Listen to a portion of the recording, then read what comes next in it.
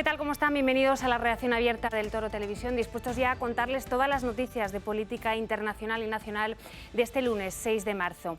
Este domingo precisamente se cumplían 10 años de la muerte del expresidente venezolano Hugo Chávez y 10 años desde que Maduro llegara al poder en Venezuela. Unos 10 años que han estado marcados, entre otras cosas, por la censura, la falta de seguridad, la hiperinflación y el mayor éxodo del continente de estos últimos años en el país latinoamericano. Ayer se cumplieron 10 años de la muerte del dictador Hugo Chávez. El régimen de Maduro ha celebrado un homenaje en su memoria al que han asistido los principales representantes de la extrema izquierda latinoamericana. Los presidentes de Nicaragua y Bolivia, Daniel Ortega y Luis Arce, junto con los expresidentes de Cuba, Raúl Castro, de Bolivia, Evo Morales, y de Ecuador, Rafael Correa. Un homenaje al dictador que en sus 14 años al frente sumió al país más rico de Hispanoamérica en la pobreza, en la corrupción y en el autoritarismo. Un camino que ha seguido su sucesor, Nicolás Maduro. Según el Consejo de los Derechos Humanos de la ONU, el régimen ha violado los derechos humanos, especialmente de los opositores, y ha cometido crímenes de lesa humanidad. Esto, junto a la penosa situación económica, ha provocado que más de 7 millones de venezolanos emigren en busca de prosperidad y libertad en la última década. Sin embargo, Occidente prefiere mirar a otro lado desde que estalló la guerra de Ucrania. Ejemplo de ello es Estados Unidos, que reactivó la importación de petróleo venezolano por la crisis energética derivada del conflicto bélico. De hecho, la administración Biden ha retomado las relaciones con el régimen bolivariano. España, como otros muchos países, también se ha sumado a la compra de crudo venezolano, haciendo del país séptima potencia petrolera. La energía gana el pulso a los derechos humanos. Paralelamente, la comunidad internacional parece aceptar como válidas las elecciones presidenciales que tendrán lugar en 2024 con Maduro en el poder, a pesar de los fraudes electorales en los anteriores comicios de 2018. ¿Quién se acuerda hoy de Venezuela? Pues esa es la gran pregunta. ¿Quién se acuerda hoy de Venezuela cuando en todos los periódicos, en todos los medios de comunicación estamos mirando a otros lugares donde se violan los derechos humanos, pero sin embargo tenemos esa mirada apartada de este país latinoamericano? Para saber más sobre este asunto tenemos en la mesa, está aquí con nosotros Pedro Pedrosa, que es consultor político y además es venezolano de nacimiento, y me imagino que habrás estado muchos años viviendo y conoces en primera persona. Hasta hace 2 años. Hasta hace 12 años. De 2 años. Yo emigré hace 2 años y medio exactamente. Y bueno, creo que se queda corto el reportaje que acabamos. En 1992, cuando Hugo Chávez hizo los 2 intentos de golpe de Estado utilizando las armas de la República, la inflación era del 31%, el salario mínimo eran $320. Había un 15% de desempleo y un 20% de pobreza. Hoy en Venezuela la inflación supera el 1000 y largo por ciento, el salario mínimo son $6, el desempleo ronda el 70% y la pobreza ha alcanzado casi el 90%. Lo que demuestra que las situaciones conflictivas y esas situaciones de tensión las generan quienes este segmento del espectro político que se denomina la izquierda y que cuando están en el poder son capaces de mitigar y de ahuyentar cualquier tipo de protesta, porque ellos son los macarras, ellos son los que generan este tipo de situaciones.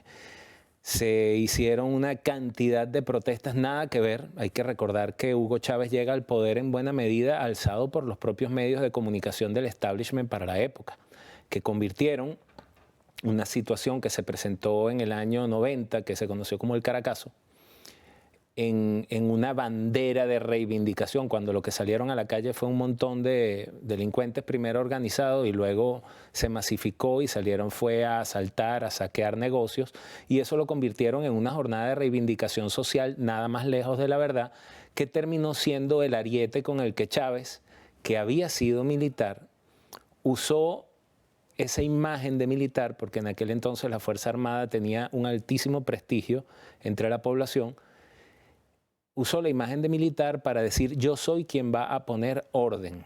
Y en un país donde nadie se hacía responsable de absolutamente nada, eso combinado con la propaganda y con algunas otras circunstancias que en modo alguno alcanzan el grado de depauperación que se tiene hoy, fueron lo que llevaron a Chávez al poder. Paulatinamente fue controlando las élites, una vez que las controló, las desplazó En paralelo fue haciendo la toma de las instituciones, tal vez la más importante, y desde donde se atornilló y desde donde apalancó todo su poder fue no desde el Parlamento, sino desde los tribunales de justicia, que fueron disueltos, y luego vino un señor que se llamaba Michelena y entonces declaró la emergencia judicial, y entonces se removieron un montón de jueces, se movieron los jueces del Tribunal Supremo de Justicia y se terminó de consolidar la tiranía. Yo insisto en que Chávez no fue un dictador, Chávez fue un tirano, y como buena tiranía se perpetúa, como lo hicieron en Cuba, como lo hizo él con el propio Nicolás Maduro, a quien dejó en relevo de sus felonías. Y bueno, tenemos los resultados que acabamos de ver en ese reportaje bastante detallado. Somos alrededor de 7 millones de venezolanos que estamos ya fuera de Venezuela, de los cuales creo que unos 400, 350 mil estamos aquí en España, el país donde más afectado por la migración venezolana ha sido Colombia. Le sigue el Perú. Y 10 años después lo que tenemos es un régimen que se ha convertido en antifrágil. ¿Qué es un régimen antifrágil? Es un régimen que ha creado los organismos para inmunizarse de cualquier cosa que suceda en el exterior. Y esto se logra en buena medida por una oposición que nunca supo entender a lo que se enfrentaba y que terminó siendo cómplice, por activa o por pasiva, del régimen. Entonces, porque no todo lo que es atacado, el que es atacado no tiene la culpa de que lo ataquen, pero sí tiene la culpa de no defenderse. Y nosotros tuvimos una oposición que, acostumbrada a un modelo que, para los venezolanos que me estén viendo, Juan Carlos Rey, el pacto populista, la crisis de la democracia venezolana y el pacto populista de conciliación de élite. Esa oposición se había acostumbrado a vivir de un régimen donde la renta petrolera se la alternaban entre dos partidos políticos, y Chávez supo utilizar eso mismo para cambiar los protagonistas de ese pacto populista de conciliación de élites, que siempre digo, no es el rey Juan Carlos, es un politólogo venezolano llamado Juan Carlos Rey, que describe claramente en ese libro, y los convirtió a ellos, a esa oposición, en los nuevos convivientes de ese pacto populista de conciliación de élites, por supuesto, arrojándoles únicamente migajas. Los venezolanos hicimos todo y más de lo que se pueden imaginar que se puede hacer para protestar contra un régimen. Desde las protestas de 2001, donde salieron 3 millones de personas a la calle, pasando por las de 2014, posteriormente las de 2019, que fueron jornadas ya mucho más violentas, en donde la Guardia Nacional, que hay que decirlo, fue creada por Eleazar López Contreras, presidente de principios del siglo XX en Venezuela, a imagen y semejanza de la Guardia Civil Española, pero que terminó convirtiéndose en un organismo sumamente corrupto, en un organismo que se convirtió en el brazo represor del régimen en las calles.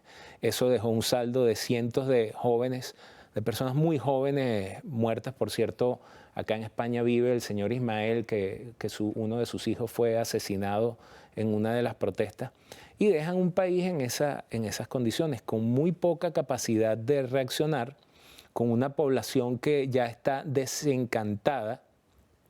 Tuvimos un último halo de esperanza en 2019, no por un gobierno interino de unos personajes que ya conocíamos cuál era su verdadera ralea, sino porque la comunidad internacional, liderada en aquel entonces por el presidente de los Estados Unidos, Donald Trump, y por el secretario general de la OEA, el señor Almagro, lograron aglutinar más de 60 naciones en apoyo a que ese presumido gobierno interino, yo le llamo uterino porque nunca salió del útero, pues eso se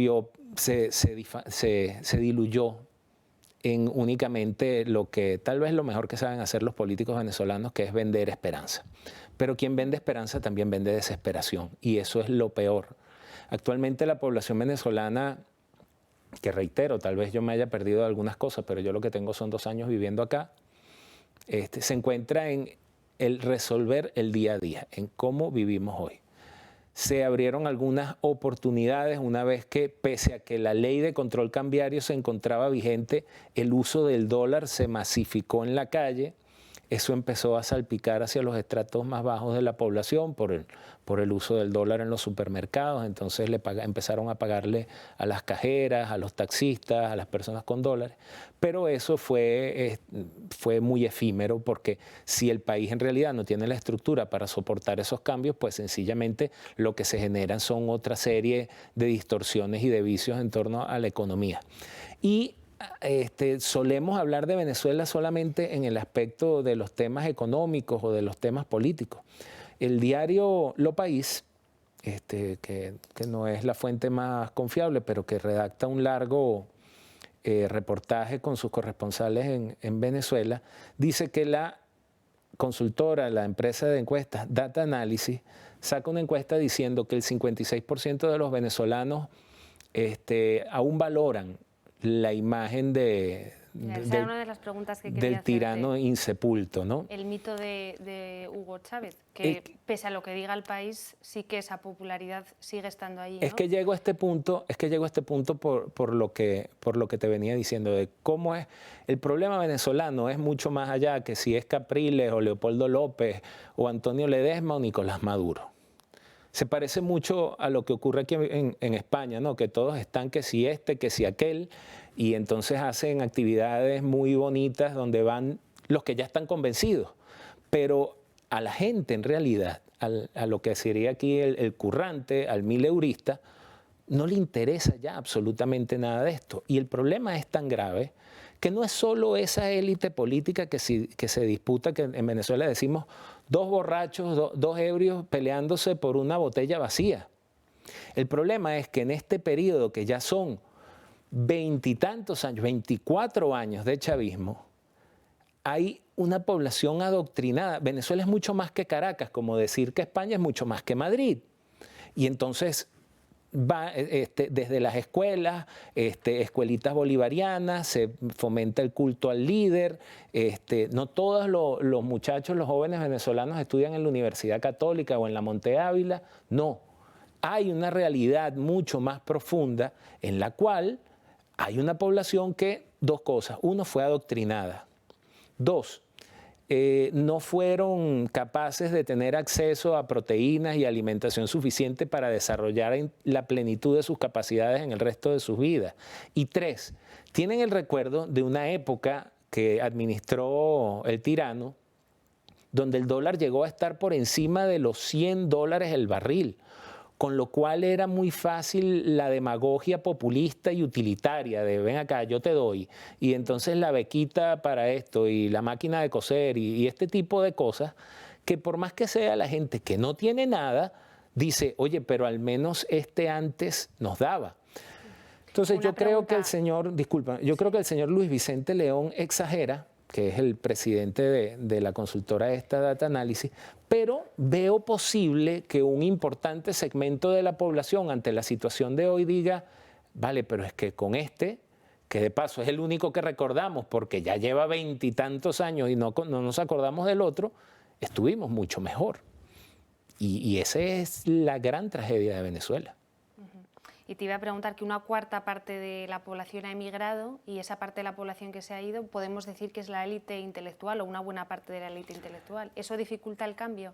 Sí, dificulta el cambio, y son muy sórdidas esas expectativas de que cuando todos volvamos. No, señor, muchísimos no volveremos, o no volverán, no sé, en este punto. Pero este proceso de degradación, que ha sufrido Venezuela, es que hoy, Dios me oiga, el señor Nicolás Maduro se mete en la ducha, pisa la pastilla de jabón y resbala y se rompe la crisma, y el proceso de reconstrucción, de volver a construir el tejido social de Venezuela, lleva 30 años por lo menos. Por supuesto, todos queremos que empiece hoy o cuanto antes, pero no es que ya mañana Venezuela tenemos petróleo, somos millonarios, que fue el gran fetiche y la gran fantasía con la cual nos criamos, una fantasía tan parecida como el del estado de bienestar aquí en España, que son ilusiones absolutamente demagógicas, y sobre eso nos criamos buena parte de los venezolanos. Yo discutía con una tertuliana muy de izquierda ella, entonces ella me decía que tú no ves otra forma, tú no tienes otra forma de ver la vida, y yo le digo, no, yo me crié con esos fetiches que tú tienes. Muchos de nosotros venezolanos tenemos petróleo, somos ricos, vimos a los otros países de Hispanoamérica así como que nosotros éramos los reyes del mambo y éramos superiores a ellos. No, precisamente cuando Chávez agarró, y esa carga que tenía el sistema venezolano de demagogia la exponenció. Muchísima gente vivió de eso. Algunos pocos no solo vivieron, sino que se hicieron milmillonarios con eso. Son más, y por cierto, están aquí en España, por cierto, ahí en el barrio Salamanca, y tienen el castillo del Alamín ahí en Toledo y tal, y qué sé yo. Muchísimos se hicieron milmillonarios con el chavismo haciendo negocio. No necesariamente los que nos fuimos somos la élite intelectual. Eso fue tal vez la primera oleada. Y luego nos habremos ido paulatinamente, pero de Venezuela se ha ido gente de todo tipo. E incluso, hay que decirlo, el propio chavismo se ha encargado de enviar sus agentes de agitación en estas oleadas que llegamos a ver entre los años 2019, 2017 y 2020. Que cruzaban la frontera con Colombia y llegaban a pie caminando hasta Chile. Ahí fueron muchísimos agentes del chavismo que después fueron capturados en Ecuador, en Perú, en Chile, generando desórdenes y generando alteraciones a los gobiernos establecidos. Hay algunas cosas que yo me hice la tarea, además estaba muy entusiasmado de volver hoy por acá. Algunas cosas que ocurrieron en Venezuela y que paren la oreja. El aislamiento de las... Tienes que resumir mucho, muy rápido. El aislamiento de las élites. Las élites terminan viéndose al ombligo y piensan que son los amos del país y que no tienen qué hacer hacia abajo. La inoperancia de los partidos políticos. Los partidos políticos dejaron de hablarle a la gente y se hablaban entre ellos mismos para ver a quiénes acomodaban. Y sobre todo, hay un fenómeno muy, muy grave, que es en definitiva, la destrucción económica en Venezuela sirvió para llevar al verdadero objetivo del régimen, que era la destrucción moral. La destrucción moral de la sociedad venezolana. Tal vez es muy odioso decir esto, pero buena parte, incluso llegué a ver en Instagram a una chica que fue alumna mía en la universidad y que está ahorita aquí en España trabajando en estas fiestas que organiza el señor Tito Berni. Y esa muchacha, cuando estaba en la universidad, jamás, o sea, como muchísimas, jamás habían imaginado llegar a esa... Entonces, hoy se justifican porque tienen que mandarle dinero a sus padres o a los hijos que dejaron en Venezuela. Y eso, en definitiva, es la gran tragedia, la destrucción moral y la destrucción del tejido social en Venezuela. Pues tienes toda la razón. Ya para terminar, un breve comentario respecto a esas presidenciales del año que viene, del año 2024. ¿Hay alguna esperanza con una oposición prácticamente inexistente por lo que tú me decías? A ver, los procesos electorales en Venezuela pueden servir para algo si sirven para generar escaladas de otro tipo. En el año 2013, cuando el señor Enrique Capriles le ganó las elecciones a Maduro y desistió, porque está tan embasurado como el resto de la dirigencia opositora, desistió de reclamar, él ni siquiera convocó a la gente a la calle. Ese 12 de abril creo que fue, al día siguiente de que dieron los resultados electorales, en Caracas estaba encendida y gritando vamos al CNE, el CNE, el Consejo Nacional Electoral. Si eso está en la mente de algunos de estos señores que se hacen llamar opositores, bienvenido sea. Pero el CNE no es el fetiche, así como te dije, esto de las cúpulas, que todos han dicho que los 5 rectores y entonces que sea imparcial. No. Esto lleva ya 24 años funcionando. Es absolutamente toda la arquitectura del proceso electoral. El que mueve las máquinas, el que las programa, el que tiene el software, el que tiene la data de cuántos votan aquí y allá. Es toda una maquinaria que hay que aniquilar. Y cuando digo aniquilar me refiero a desmontar toda esa estructura para que un proceso electoral pueda ser verdaderamente fiable en Venezuela. Yo le llamo a esto el síndrome de Chamberlain, ¿no? De este señor Chamberlain que fue a hablar con Hitler y se bajó del avión con el papelito y ya tenemos la paz y tal. ante este tipo de regímenes, tú no puedes tener la actitud de Chamberlain. O sea, tú crees que el sistema que fue diseñado por la democracia venezolana, en el cual les permitiste entrar a los que fueron guerrilleros y terroristas e intentaron, porque recordemos que toda la década del 60 fue de guerrillas en Venezuela, y tú les permitiste entrar a ellos. Ahora que ellos toman el control, ya ellos tienen el sistema con el que tú crees que los vas a desplazar, lo tienen absolutamente controlado. Entonces, dirá Maduro, ¿para qué voy a entregar yo un pedazo de la torta si puedo seguirla repartiendo entre mis amigos? Y con esto que te estoy describiendo, de que no es solo que si el presidente del Tribunal Supremo o no, es toda la estructura que ha sido consolidada a lo largo de 24, casi 25 años, pues yo no tengo, en realidad, me disculpan que les venga a amargar la tarde, pero en realidad no tengo mayores expectativas. Bueno, pues nos quedamos con este mensaje, Pedro Pedrosa. Muchísimas gracias por tu tiempo y pedimos por todos esos compatriotas tuyos que siguen viviendo esta situación tan terrible que esperemos que cambie en los próximos años. Hacemos una pequeña pausa para publicidad y enseguida volvemos.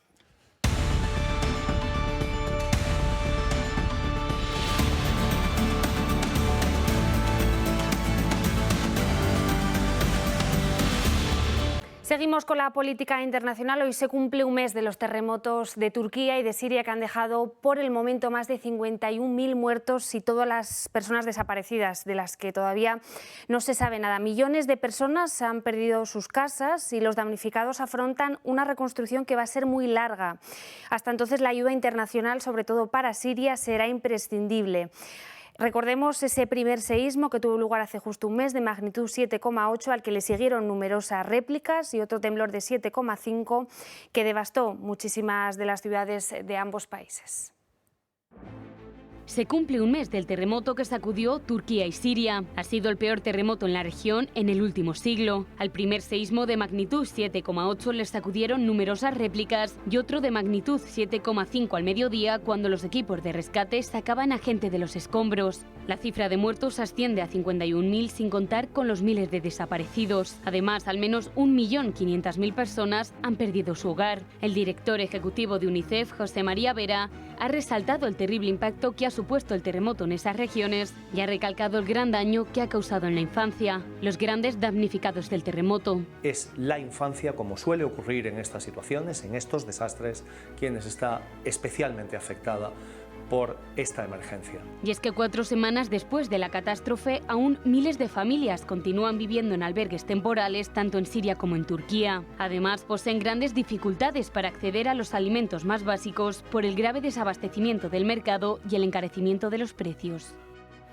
Y en Irán también este fin de semana se han detectado cientos de casos de intoxicación con gas a niñas en colegios femeninos.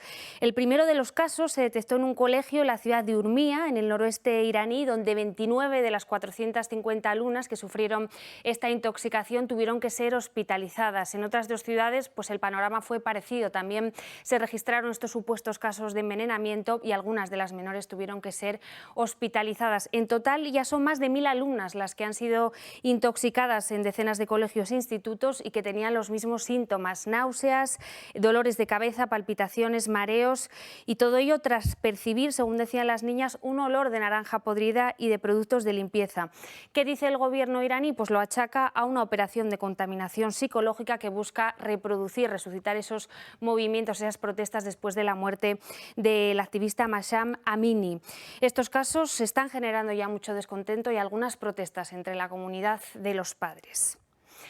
Bueno, y tenemos que hablar también de la guerra de Ucrania. Ya saben, esa ciudad estratégica de Bakhmut que está a punto de caer en manos rusas. Continúa ese ataque, ese asedio continuo por parte del Kremlin. Ya son 3 los flancos de la ciudad que están prácticamente rodeados por Rusia.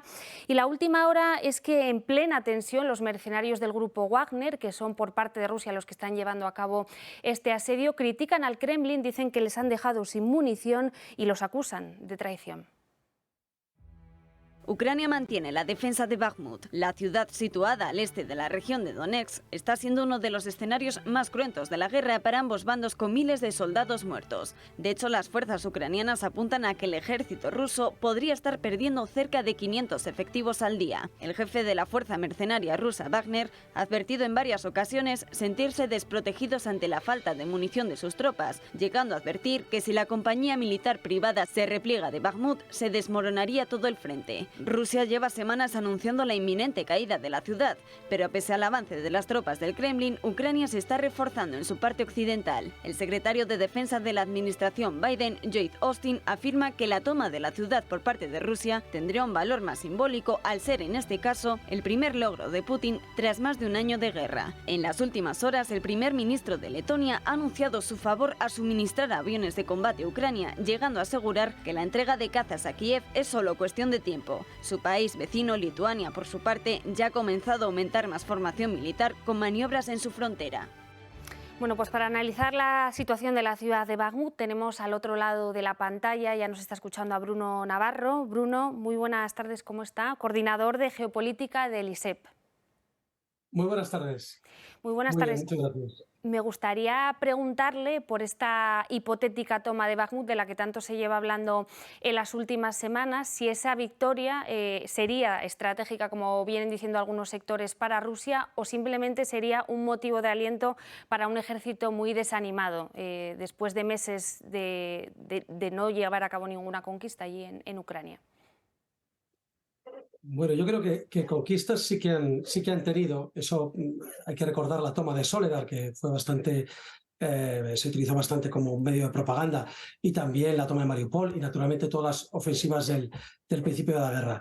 Pero es cierto que sería una más. Llevan un par de meses sin una victoria importante, pero no deja de ser una población menor. Es decir, lo que sí que tienen razón los norteamericanos cuando dicen que sería solamente una victoria de propaganda, es cierto, operacionalmente en el terreno de operaciones es una importancia militar local, es un nudo de comunicaciones medio, y bueno, como cada vez que se toma una ciudad o un pueblo de la que salen determinadas vías de comunicación, pues siempre es interesante, es importante.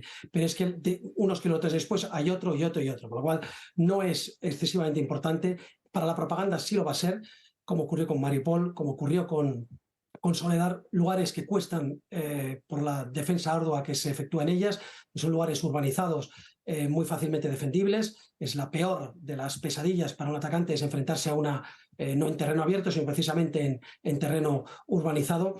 Y bueno, que vaya a caer, yo creo que todos ya prácticamente lo damos, hasta los ucranianos lo dan por perdido. Siguen presentando batalla, quedarán unos 10.000 hombres, se calcula, dentro de la ciudad o dentro de una parte de la ciudad, porque ya se lucha en los barrios periféricos y está prácticamente rodeada. También es cierto que el grupo Wagner por sí solo va a tener difícil completar el cerco a la ciudad y van a necesitar más apoyo logístico de las fuerzas rusas para que esto termine. Llevamos semanas con este asedio, con esta toma de la ciudad, y todavía pueden quedar días o semanas.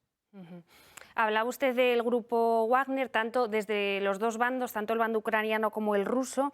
Hemos detectado en las últimas horas ciertas críticas, ¿no?, tanto al Kremlin como al gobierno de Volodymyr Zelensky por desamparar a sus tropas en el frente. ¿Hay hartazgo dentro de ambos ejércitos en este punto de la guerra? Bueno, el hartazgo en el bando ruso, que lógicamente siempre hay, nos llega muy claramente porque hay un interés en general mediático y de los países en los que nos movemos y de las organizaciones que nos movemos por dar esa propaganda, ¿no? El problema es que precisamente el hartazgo que pueda haber dentro de Ucrania lo desconocemos porque no nos lo cuenta nadie. Prácticamente consumimos las noticias que llegan de Kiev sin filtro, ¿no? En general, me refiero. Y por lo tanto, claro que hay un hartazgo, porque tampoco se habla de las bajas ucranianas. El tema de las bajas en la guerra es muy, muy complejo. Es muy difícil poder hacer un cálculo meramente aproximado. Pero lo que yo creo que ya no cabe duda es que el grueso de las bajas en esta guerra se la están llevando los ucranianos. Y sin embargo, nos seguimos desayunando con... hoy han sido 500 rusos, causan baja en Bakhmut cada día. Eso es impensable. Pero es que hace poco, ayer, hablaban de 3.000 al día, ¿no? Quiero decir, eso no se sostiene. ¿Quién está llevando el grueso de las pérdidas, sobre todo desde finales del otoño?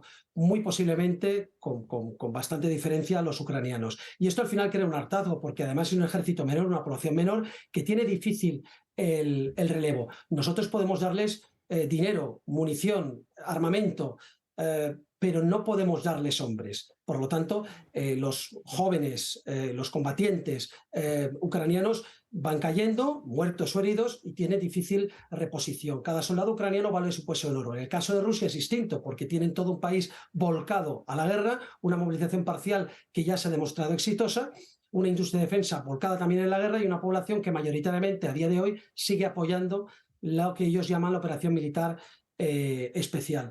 Así que yo creo que sí que hay bastante hartazgo, debe haberlo, es una opinión, en ciertos sectores del ejército ucraniano, y el ejército ruso, más que en el ejército, efectivamente, en el grupo Wagner, porque, como dice su líder, ¿no? Prigozhin, Gerasimov, que es el jefe de Estado Mayor de las Fuerzas Armadas rusas y actualmente también el jefe del comandante sobre el terreno de las fuerzas rusas en Ucrania, desde enero, les ha abandonado, ¿no? Les ha abandonado. Ellos piden siempre más munición, piden apoyos de fuego, es decir, a veces van a hacer un asalto y no tienen el apoyo de fuego suficiente y aquello es una carnicería, etcétera, etcétera. Entonces yo creo que el grupo Wagner, pero no es nuevo, es decir, esta noticia de Prigozhin quejándose la podemos leer exactamente igual hace 2, incluso 3 meses, ¿no? Que empezaron quizás las críticas de Wagner al ejército, al mando ruso. Por lo tanto, tampoco creo que esto sea nada decisivo, las quejas de ayer o las quejas de esta mañana. ¿Qué pronóstico hace para la guerra de cara a la primavera? Ahora llega el buen tiempo, termina el frío. No sé si cree que puede cambiar la dinámica ahí sobre el terreno, o lo que veremos será algo parecido a lo que llevamos viendo en las últimas semanas. La famosa pregunta, ¿no? ¿Habrá ofensiva o no habrá ofensiva? Yo creo que todos se preparan para una ofensiva. Los rusos quizás menos, porque dependen menos de esa ofensiva, los ucranianos más, y me explico.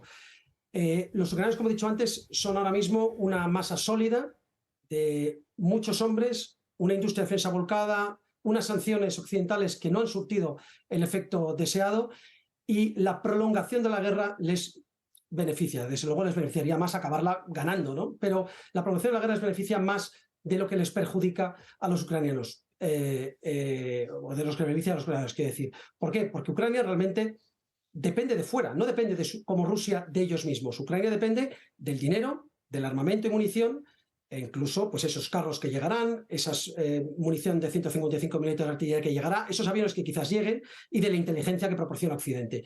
Sin todo eso, o con eso reduciéndose, porque haya cansancio en Occidente, porque la guerra se alargue, ese cansancio puede provocar que al final la gente diga, determinados países o todos digan, bueno, pues vamos a llegar a un acuerdo, por favor, yo no puedo seguir gastando y entregando dinero y dinero y dinero a expuertas. Por lo tanto, los ucranianos sí que necesitan una ofensiva. De hecho, anunciaron hace poco dónde iba a ser, aunque es verdad que es un poco lo que todos intuíamos, ¿no? Que es intentar cortar a los rusos en dos, atacar justo hacia el sur, hacia Melitopol, de tal forma que separen Ucrania y los territorios conquistados, perdón, Crimea y los territorios conquistados al norte de Crimea del Donbass y del resto de Rusia, de tal forma que les causen un problema muy serio, ¿no? Que Crimea vuelva a estar separada. Esa sería lo que se entiende que sería el intento con esos carros de combate de los ucranianos. Problema, esos carros, si la ofensiva depende de los vehículos, esos no van a estar preparados, con tripulaciones preparadas y capaces de operar en conjunción con el ejército hasta probablemente no ya al final de la primavera, sino ya iniciado el verano. ¿Que los rusos hagan una ofensiva? Es posible, desde luego lo podrían intentar. Yo no estoy seguro de que sean capaces de hacer una gran ofensiva, y creo que seguirán minando a los ucranianos, avanzando lentamente hacia el oeste para recuperar, en sus términos, liberar u ocupar el Donbass por completo, poco a poco, en una guerra en la que el desgaste se acusa mayor para los ucranianos. Esa es mi opinión. Pues muchísimas gracias por su tiempo, Bruno Navarro, coordinador de Geopolítica de ISEP. Tomamos nota de todos estos apuntes que nos ha dejado sobre la guerra de Ucrania. Muchas gracias. Muchas gracias a vosotros. Bueno, y tenemos que hablar ya de temas que afectan al bolsillo de los españoles. Nos metemos de lleno ya en nacional y tenemos que hablar de una manifestación que tuvo lugar este domingo y que estaba protagonizada por un colectivo muy especial, el de los celíacos. Un colectivo que cada vez es más grande y que ha tenido que soportar grandes precios en la alimentación tradicionalmente y que con la subida de la cesta de la compra no llegan a fin de mes. Denuncian este colectivo que han llegado a pagar 900 euros al año actualmente por la cesta de la compra.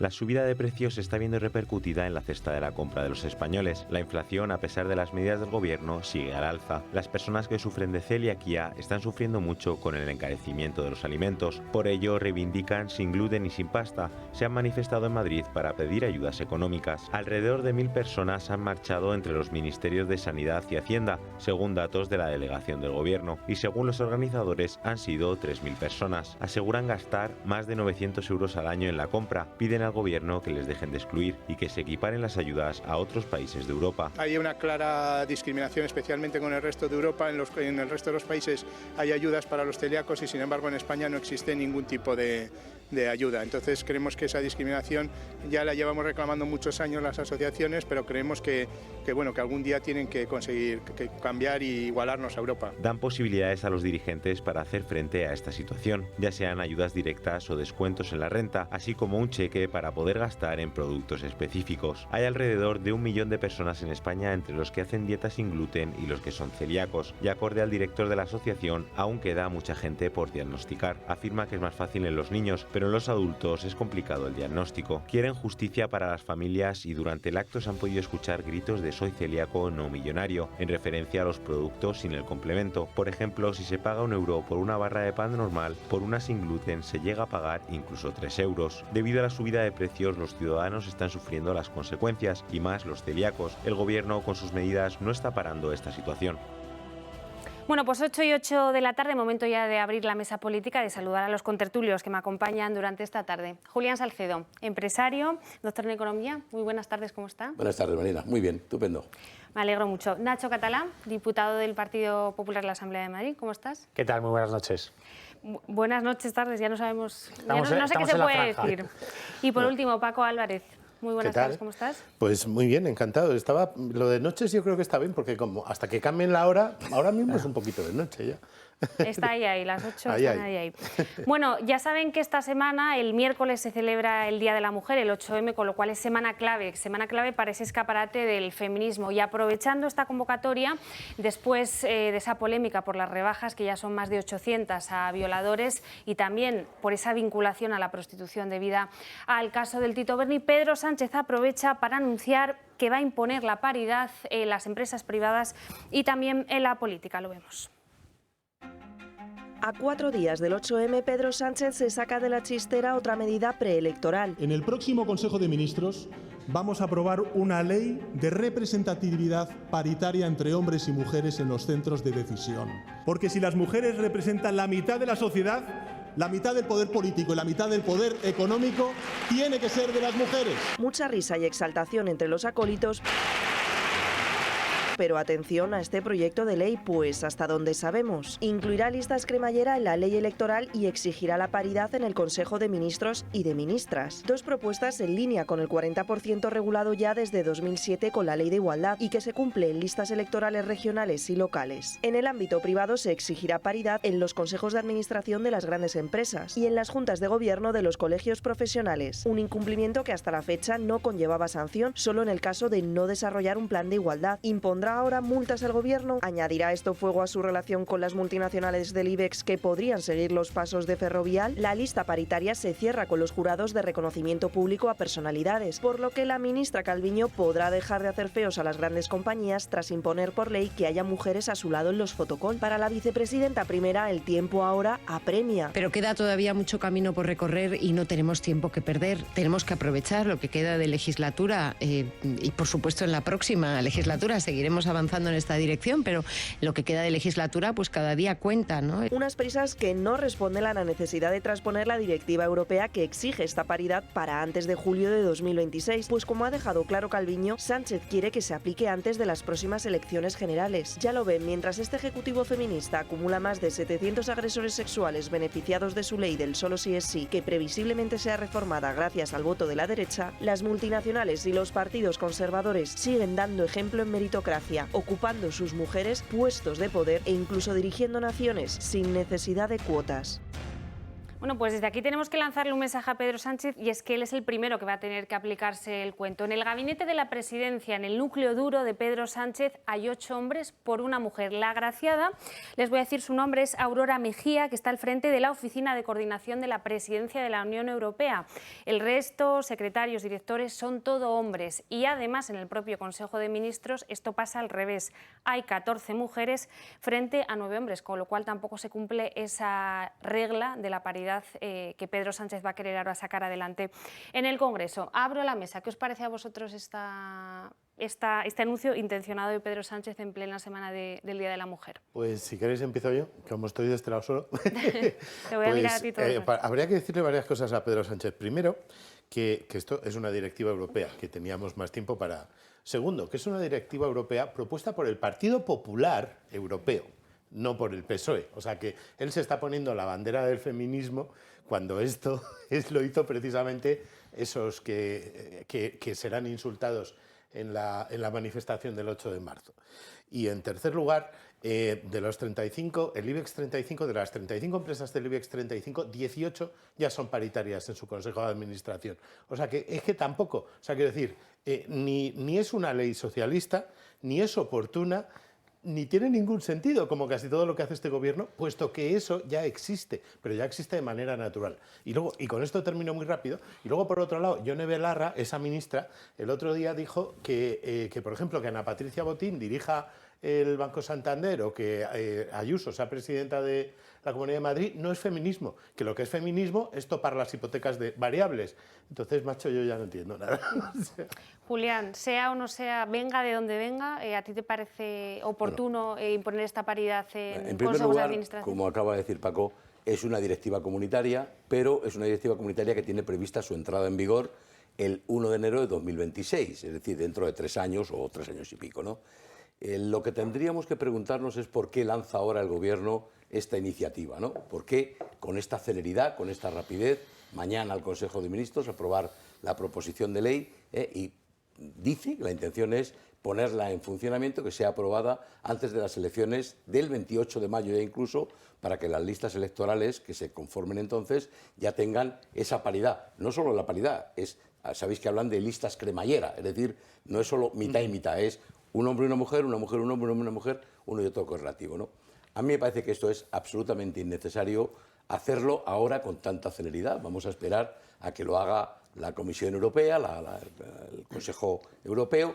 Y luego, por otro lado, yo no sé dónde quedan ya el mérito y la capacidad de las personas que son contratadas por las empresas o que entran al Gobierno. Habrá que suspender las oposiciones, por ejemplo, a Judicatura o cualquier otro, a la Administración Pública, que ganan, por cierto, además, mayoritariamente las mujeres, ¿no? Entonces las van a perjudicar, evidentemente, yo creo, si los obligan a contratar un hombre y una mujer. Yo creo que hay que preguntarse, porque esto es otra cortina de humo para tapar todos los escándalos que hay ahora mismo, llámese lo del caso Mediador o cualquier otro. Nacho. Bueno, es que efectivamente es lo que dice Julián, estamos ante una cortina de humo que lo que pretende tapar es que en este país los violadores, los pedófilos y los agresores de mujeres y de niños están saliendo a la calle por culpa de la ley del solo sí es sí. Y también intenta tapar que nos acabamos de encontrar en los últimos días con que resulta que hay diputados socialistas que lo eran hasta hace 5 minutos y que se gastaban el dinero de los contribuyentes en mordidas públicas, de contrataciones públicas, en irse a casas de prostitución. Por lo tanto, esa es la celeridad de Pedro Sánchez por intentar sacar adelante una idea que es muy feminista. Pues hombre, lo sé, pero que se intenta rogar a sí mismo cuando, por cierto, como bien decías, es una medida que ha aprobado el Partido Popular Europeo. Y que, por cierto, ya está bien, de las lecciones de feminismo de la izquierda a la derecha, en este país, no aceptamos ninguna sola lección de feminismo ni de promoción de las mujeres, en concreto a las mujeres del Partido Popular, que han sido pioneras en todo, en ser primeras presidentas del Congreso, del Senado, primeras ministras, primeras presidentas autonómicas, mujeres que, por cierto, no han necesitado cuotas para llegar a donde han llegado, sino simplemente se han hecho valer de su valía. Muy bien. Y un último apunte.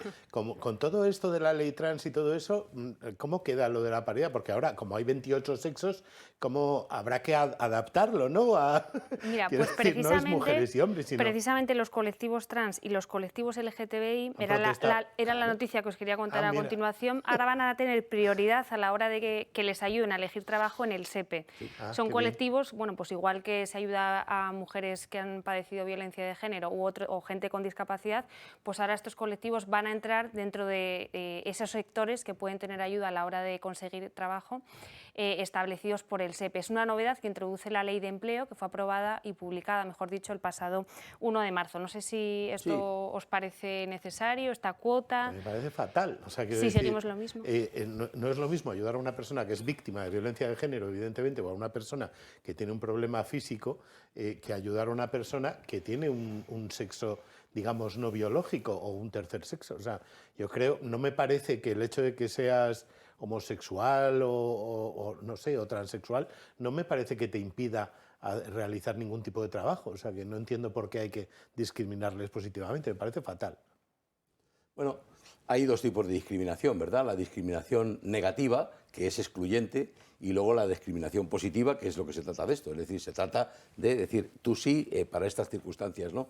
Yo tampoco entiendo a comprender, porque, digamos, es razonable hasta cierto punto la discriminación positiva cuando hay circunstancias objetivas, ¿no? Es decir, económicas, por ejemplo. Pues tiene un salario o unas rentas inferiores a 3.000 euros al año, ¿no? Pues, lógicamente, hay que ayudarle, hay que favorecer el empleo.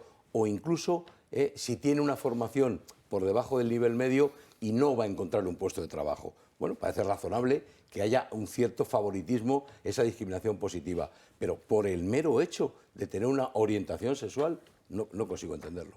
Y bueno, y yo creo que además esto no avanza en la buena línea. Es decir, es cierto que las personas LGTBI en nuestro país han vivido ciertas circunstancias de exclusión, pero yo creo que nuestro país ha avanzado suficientemente. Es que a veces parece que el Partido Socialista está más preocupado de hablar siempre del pasado, de Franco o de una España social de los años 70 a los años 80. Nuestro país ya ha avanzado en esa línea. La razón de traer ahora esta discriminación positiva yo creo que estigmatiza más que ayuda. Y por lo tanto, pues bueno, vuelve a formar parte de esa cortina de humo y de esa utilización de los colectivos, porque a la izquierda una cosa que le gusta mucho es utilizar los colectivos para ponerlos a su favor. Bueno, pues yo creo que si preguntásemos a las personas LGTBI de este país si quieren discriminaciones positivas, dirían seguramente que no. Claro, y esto les puede llevar, o sea, porque al final el SEPE sabe qué personas son homosexuales y no, y claro, puede llevar a señalarles. Claro, bueno, y esa es otra, es decir, ¿hasta qué punto las administraciones públicas, en qué nivel de intervención estamos en este momento en este país, en el cual la administración que tiene que trabajar en la empleabilidad de las personas le va a ir preguntando a uno si tiene una orientación u otra, que vivimos en el año 2023, que en España, gracias a Dios, esto ya no se le pregunta a nadie y está absolutamente normalizado. Y ahora viene la izquierda a decir que hay un problema y cuéntemelo, que ya veré yo si le ayudo. En fin, lo de siempre con el PSOE. La Constitución dice que no puede existir discriminación de ningún tipo por razón de sexo, religión, orientación, lo que fuera, ¿no? No habla de discriminación positiva o negativa, no puede existir discriminación. Y esto es una discriminación en sí misma. Además, yo creo que vulnera ciertos derechos, como son los derechos a la protección de datos y a la intimidad de la persona. Porque lo primero que tiene que hacer para poder beneficiarse de esa circunstancia, de esa discriminación a su favor, es poner en un papelito que es LGTBI, ¿no? Bueno, quedan 2 días para esa celebración del 8 de marzo. Mañana ya saben que se debate en el Congreso esa reforma de la ley del solo sí es sí, y a Podemos le interesa alimentar esa separación, ese distanciamiento con su socio de gobierno. Hoy Podemos ha elevado al tono, ha acusado a su socio de gobierno, al Partido Socialista, de traicionar al feminismo por aliarse, dicen, con la derecha y la ultraderecha. Podemos redobla la ofensiva contra el PSOE a las puertas de que se vote la reforma del sí es sí en el Congreso y a escasas horas del 8M. El Partido Morado ha acusado a su socio de traición al movimiento feminista y de no querer negociar la reforma. Por eso volver atrás pensamos que es una traición al movimiento feminista y por eso desde aquí queremos hacer hoy una última llamada al Partido Socialista para que recapacite. Lo cierto es que la coalición vive inmersa en un estado de tensión y reproches desde hace semanas. Ayer mismo Pablo Iglesias cuestionó que el ala socialista del gobierno sea feminista y aseguró que su escaso apoyo se verá reflejado en la manifestación del 8M. Sin embargo, los socialistas ya asumen que los primeros pasos parlamentarios de su iniciativa saldrá adelante gracias a la derecha. Aún así, no dudan en pedir a Podemos que recapacite su posición. Todos aquellos que, al igual que nosotros, consideren que es importante solucionar, evitar que haya futuras rebajas de condenas, estoy segura que todos ellos mañana votarán a favor de esa toma en consideración. Nunca hay que dar nada por imposible. Y quien también ha querido ser partícipe de este cruce de acusaciones ha sido Margarita Robles. La ministra de Defensa ha pedido a Yone Belarra que respete a su socio de gobierno. La señora Belarra tiene que respetar que desde hace 140 años el Partido Socialista está trabajando por las mujeres. Lo cierto es que la ley Montero se encamina ya hacia los 800 agresores sexuales beneficiados. Uno de los últimos casos ha tenido lugar en Pontevedra. Allí la audiencia provincial ha rebajado de 12 a 7 años de prisión la pena impuesta a un hombre que fue condenado por agredir sexualmente a una mujer con una discapacidad intelectual. Un caso que se suma a otro ocurrido en Almería. Allí la audiencia provincial ha rebajado 3 meses la condena impuesta a un profesor británico que abusó sexualmente de una alumna. Una ley que ha abierto la mayor brecha entre los socios del gobierno y que caldeará sin duda el Día Internacional de la Mujer. Un 8M que llega con el gobierno más dividido que nunca. Bueno, pues parece que si todo sale según el guión, mañana veremos esa foto de la vergüenza de la que hablaba Podemos, del Partido Socialista sacando adelante su iniciativa con la derecha, ¿no? Bueno, yo, Marina, creo que estamos asistiendo a una escenificación de una división que no es tal, no existe. Esta división a los dos les conviene, Podemos simula que es algo diferente al gobierno, al PSOE, el PSOE dice no, yo estoy más centrado y tal, pero la división no existe. Al final los dos saben que el objetivo se va a conseguir, que es modificar la ley del sí es sí y no modificar lo sustancial, únicamente van a modificar aquellas partes que no son accesorias, no son principales, ¿no? La ley va a seguir vigente, va a tener los mismos efectos que tiene ahora, van a seguir saliendo los mismos violadores o los mismos agresores sexuales a la calle, se estima que van a ser un total de 4.000, hagan lo que hagan, esto no se va a modificar. Bueno, pero según tengo entendido yo, sí que van a subir esas horquillas, ¿no? Volver a las anteriores. Sí, pero Marina, la ley es la que es. Siempre es la aplicación de la ley más favorable al reo, al que está condenado. Por tanto, aunque ahora la cambien, serán los que sean a partir de este momento. Esta ley más beneficiosa, en tanto esté en vigor hasta que se apruebe la nueva, será de aplicación a todos los que están condenados. Por tanto, todo aquel que solicite la aplicación de esta nueva ley por serle más favorable, le tienen que aplicar la ley más favorable y rebajarle la condena. Nacho, la reforma del Partido Socialista, que es un copia y pega de la que proponía el PP, ¿no? Sí, es muy parecida y a nosotros a priori nos parece sensata. Así que quiero que la gente que nos está viendo en casa entienda una cuestión, y es que lo que va a suceder mañana en el Congreso es la votación de una toma en consideración. Es decir, no es que la norma se vaya a aprobar, es que la norma se va a poder debatir, y por eso el Partido Popular va a votar a favor para que se pueda debatir, porque nosotros desde antes de que se aprobase la ley ya dijimos que era una mala ley que iba a traer unos efectos perniciosos, como sí se ha demostrado. Entonces ahora el Partido Socialista descubre que la propuesta del Partido Popular hubiese evitado eso y quiere someterla a debate. Bueno, nosotros estamos perfectamente abiertos a eso, pero el debate significa no solamente que se habla, sino que el resto de grupos parlamentarios van a tener la posibilidad de actuar, de enmendar e incluso de mejorar el texto tal y como se vea. Pero quiero creer que el Partido Socialista tiene una intención sincera, pero sospechamos que lo que pasa es lo que decía Julián ahora mismo, que es una cortina de humo más. Es decir, que Podemos y Partido Socialista están haciendo un doble juego. Mientras uno jalea en la calle diciendo que esta es una cosa que no debe hacerse, el Partido Socialista se aviene a ella porque en el fondo tienen un pacto entre ellos dos. En fin, el Partido Popular va a estar siempre en la mejora de las técnicas normativas, incluso cuando quien la propone en este caso es quien ha generado el perjuicio. Pero bueno, veremos cuál es el objetivo final y si de verdad que hay una intención sincera del Gobierno, que ojalá que sí sea, pero desgraciadamente siendo Pedro Sánchez el que lo abandera, pues a lo mejor nos encontramos con que hay un pacto secreto y al final pues es simplemente un juego de trileros más del Partido Socialista. Hablabas de toma en consideración, con lo cual esta ley, esta reforma no se va a aprobar abril, mayo o no sé si más adelante. Efectivamente, todavía. es que también aquí tenemos una cuestión, y esto del Partido Popular se lo dijo tanto a Unidas Podemos como al Partido Socialista de tramitación parlamentaria. Una ley como el Código Penal es algo que debe trabajarse despacio, con lupa, con juristas, con jueces, con magistradas, para evitar que una ley hecha de manera chapucera acabe con estos efectos perniciosos. Por lo tanto, hoy lo que el Partido Popular se aviene es hablar, pero no aprobar inmediatamente, porque desde luego lo que no puedes hacer es un roto para un descosido. Lo que se tenga que aprobar tiene que evitar todos efectos perniciosos. Pero ojo, lo que acaba de decir Julián antes, los 4.000 condenados en España por delitos sexuales, los 4.000 del primero al último, se van a beneficiar de esta ley sin que ya se pueda hacer nada para evitarlo. Así es. Paco. Es terrible. Pues varias cosas. Una, el sectarismo al que estamos asistiendo y al que ya estamos acostumbrados. O sea, quiero decir, no puede ser ni Podemos ni Perico de los Palotes que diga que una ley es mala o buena según quien la vaya a votar. Una ley es mala o buena. Esta ley es claramente mala, a pesar de lo que dice Pedro Sánchez, que dice que es una ley buena que ha tenido algunos efectos perniciosos. Esos algunos efectos perniciosos son eso, es que 4.000 agresores a mujeres van a ver beneficiada su pena y muchos están en la calle. Y ya veremos qué es lo que pasa cuando alguno reincida, porque lo hemos hablado millones de veces. Por desgracia, este tipo de delincuentes suelen ser reincidentes en la mayor parte de los casos. Eso por un lado. Y por otro lado eso, o sea, quiero decir, la ley es para proteger a las mujeres de sus agresores. Me da igual que la haga Agamenón o su porquero, ¿sabes? Y cuanto más grupos parlamentarios, y sobre todo nacionales, evidentemente, estén de acuerdo en la elaboración de esa ley, mejor será para las mujeres y mejor será para España. O sea, hay cosas con las que no hay ideología. O sea, ¿hay alguien en el Congreso que no quiera proteger más a las mujeres que lo que las está protegiendo esta ley? No. Entonces, ya está, me da igual que lo pacte, es más, me da igual que lo vote Bildu, fíjate, ¿eh? Y esto está grabado. O sea, quiero decir, cuanta más gente mejor, o sea, es una ley de consenso. No me vale y no podemos admitir que Podemos cada día diga, es que esta ley la van a pactar con los fachas, no sé qué. Me da igual, o sea, quiero decir, queremos la mejor ley y ellos precisamente son los que hicieron la peor ley. Y todos los socios minoritarios del Gobierno, excepto PNV, hasta donde yo sé, se avienen a lo que dice Podemos y no van a votar a favor de tomar en consideración esta reforma.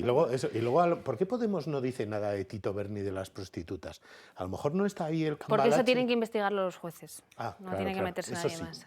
Eso sí, otras de todas formas, cosas. Marina, si me permites, fotos, como ha dicho Ignacio Nacho, el Código Penal, posiblemente, junto con el Código Civil, es de los más complejos en el mundo del derecho, ¿no?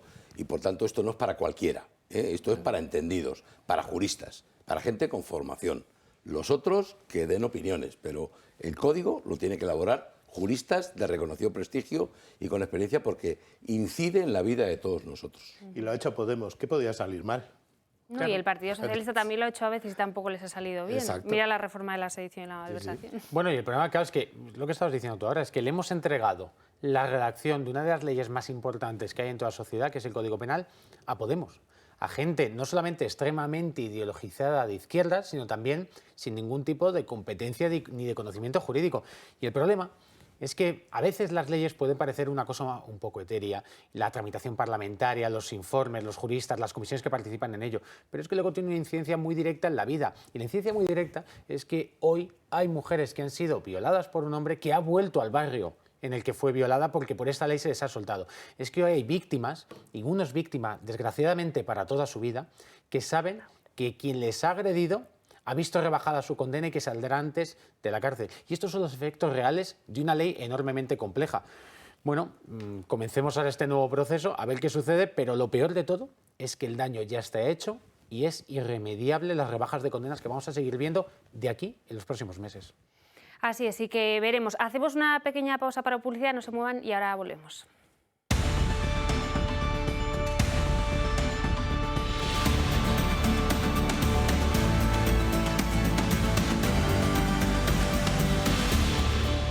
8:30 de la tarde, sé que lo estaban esperando. Momento de hablar ya de esas novedades respecto al caso Mediador, al caso del Tito Berni. La última novedad que tenemos nos llega desde el Congreso, donde la juez ha pedido a Meritxell Batet que autorice el registro del despacho del exdiputado Juan Bernardo. También una de las señaladas, la secretaria de Igualdad del Partido Socialista, Andrea Fernández, ha negado su implicación con este caso y su participación en las famosas cenas del Tito Berni.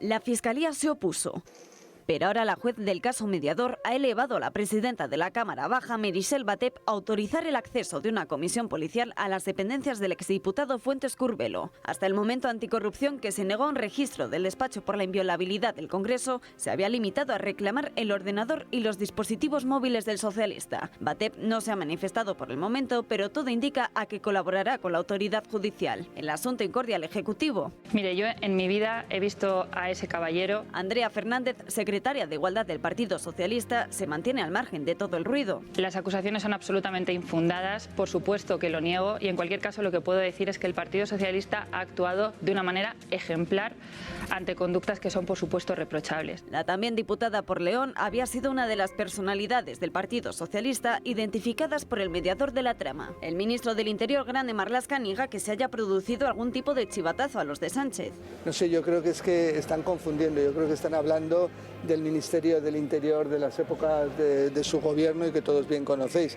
Yo me enteré de esas circunstancias el mismo día que me enteré que al ministro del Interior, Fernández Díaz, solicitaba a la Fiscalía Anticorrupción 15 años de prisión. Nuevas revelaciones del caso señalan además que el Tito Berni cobraba de sus empresas grandes cantidades de dinero, sobre todo procedentes del gobierno canario, y que llegaron a sus empresas nada más ocupar su escaño en el Congreso. Ahora la juez sospecha de los ingresos que recibía por parte de sus 3 empresas, incluso un fondo de ayudas COVID por parte del gobierno central y que tenía un valor de 52.000 euros. Bueno, pues es noticia de última hora. Les contábamos que la juez estaba pendiente de la autorización de Meritxell Batet, de la presidenta del Congreso, y finalmente se ha producido esa autorización, con lo cual la policía va a poder entrar en las dependencias de la Cámara Baja y registrar ese despacho del exdiputado Juan Bernardo en búsqueda, bueno, pues de teléfonos, de ordenadores o de lo que sea donde pueda encontrar documentación referente al caso. Una valoración sobre lo que hemos sabido en las últimas horas. Pues hombre, y que tenga que llegar la juez a decirlo, y después, ¿cuánto tiempo llevamos hablando del Tito Berni? Llevamos suficiente tiempo como para que sus amiguitos hayan limpiado el ordenador, el despacho, lo que sea, de cualquier cosa que sea útil para la causa. Entonces, Meritxell Batet le ha dado tiempo, y estoy seguro que la juez ha tomado buena nota, a la posible trama que pueda surgir alrededor de este señor, a encubrir cualquier delito que pudiera generarse en un futuro, verse en un futuro que se ha generado. Y por cierto que es curioso que la Fiscalía Anticorrupción se oponía la semana pasada que se llevara a cabo este... Sí. ¿De quién depende la Fiscalía? Pues eso. Bueno, el aforamiento es una figura jurídica que precisamente está concebida para proteger al aforado, ¿eh? Pero claro, una cosa es protegerle y otra cosa es permitirle que ante un delito flagrante, es evidente, pueda destruir pruebas, exista riesgo de fuga, etcétera. Y eso es lo que le han consentido. Yo he oído esta mañana, antes de que autorizara la presidenta del Congreso que se incautaran todos los bienes en el despacho de Tito Berni, he oído que es que no le había llegado la orden judicial. Yo creo que eso, fijaros, permitidme, habría que aclararlo, porque si había recibido la orden judicial y no había dado cumplimiento a ella, podría estar prevaricando, ¿eh? Si no la había recibido, tiene razón, no puede autorizar la entrada al despacho.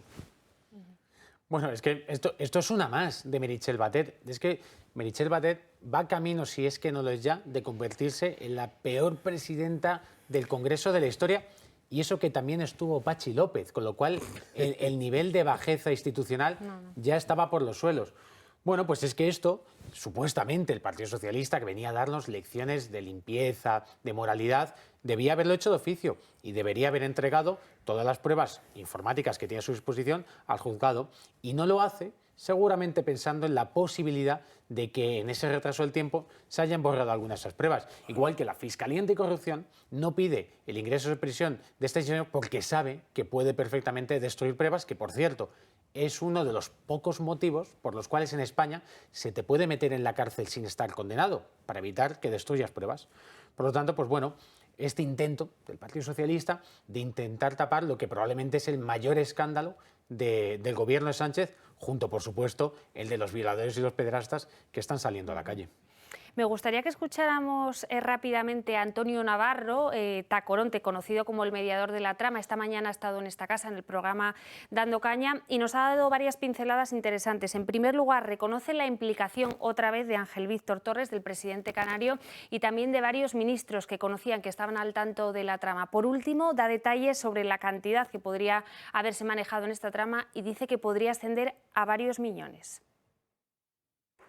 Hace 2 años no era el mismo que me están sacando el cuero ahora, sacando antecedentes que yo no los tengo que esconder, que ya están caducados, pero bueno.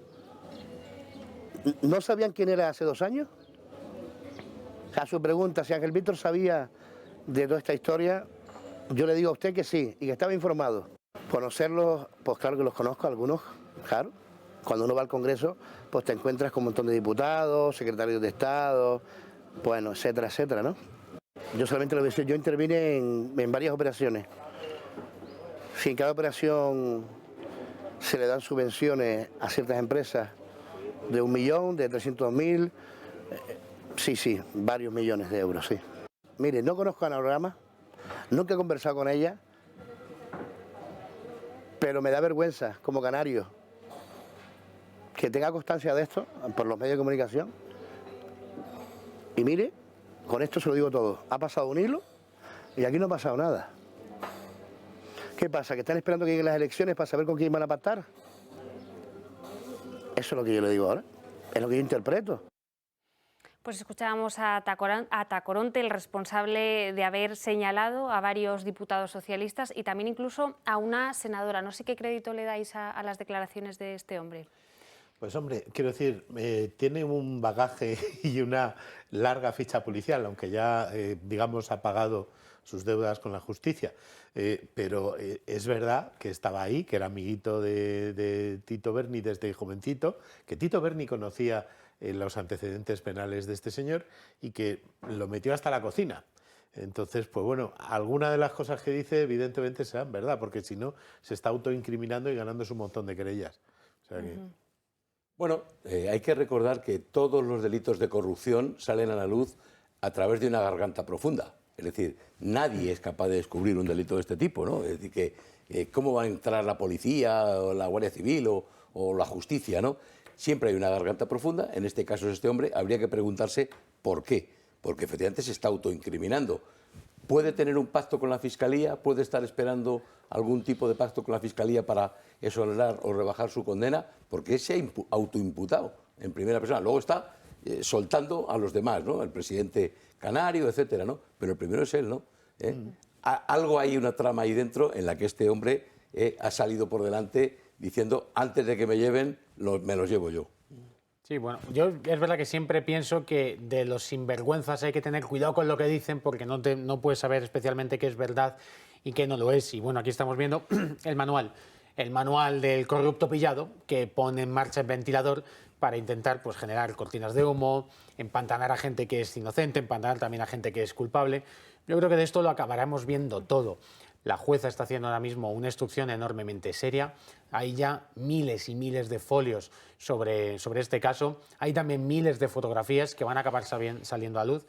Y bueno, pues yo creo que vamos a tener que ponernos el cinturón de seguridad ante los horrores que vamos a ver de este caso y del que yo considero que hemos visto solamente la punta del iceberg en este momento. Claro, porque parte está todavía bajo secreto de sumario, ¿no? Tenemos que esperar... Exactamente. Bueno, habrá que esperar en primer lugar, supongo, que haya acusaciones populares, a que haya distintas personas que en este momento no están en el caso, que se personen y que por tanto tengan acceso a los sumarios. Y a partir de ahí empezaremos a ver muchas más cosas, pero bueno, sabiendo que esta garganta profunda tiene esas imágenes, tiene esos vídeos, supongo que él también los irá dosificando en función de lo que a él le sea más beneficioso y que por lo tanto de aquí, en las próximas semanas, vamos a ver cosas que nos van a sorprender. Pues permitidme un matiz jurídico, ¿no?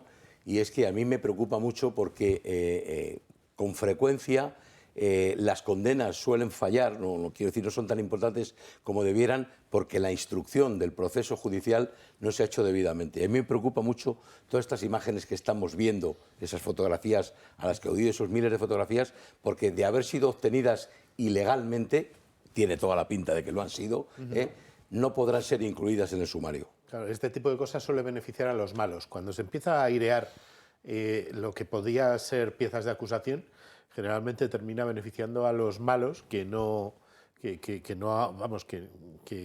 digamos que pueden haber sufrido menoscabo en su supuesta presunción de inocencia. Entonces, eso es terrible. Y de todas formas, yo me quedo con lo que ha dicho Nacho, que veremos cosas que nos sorprenderán.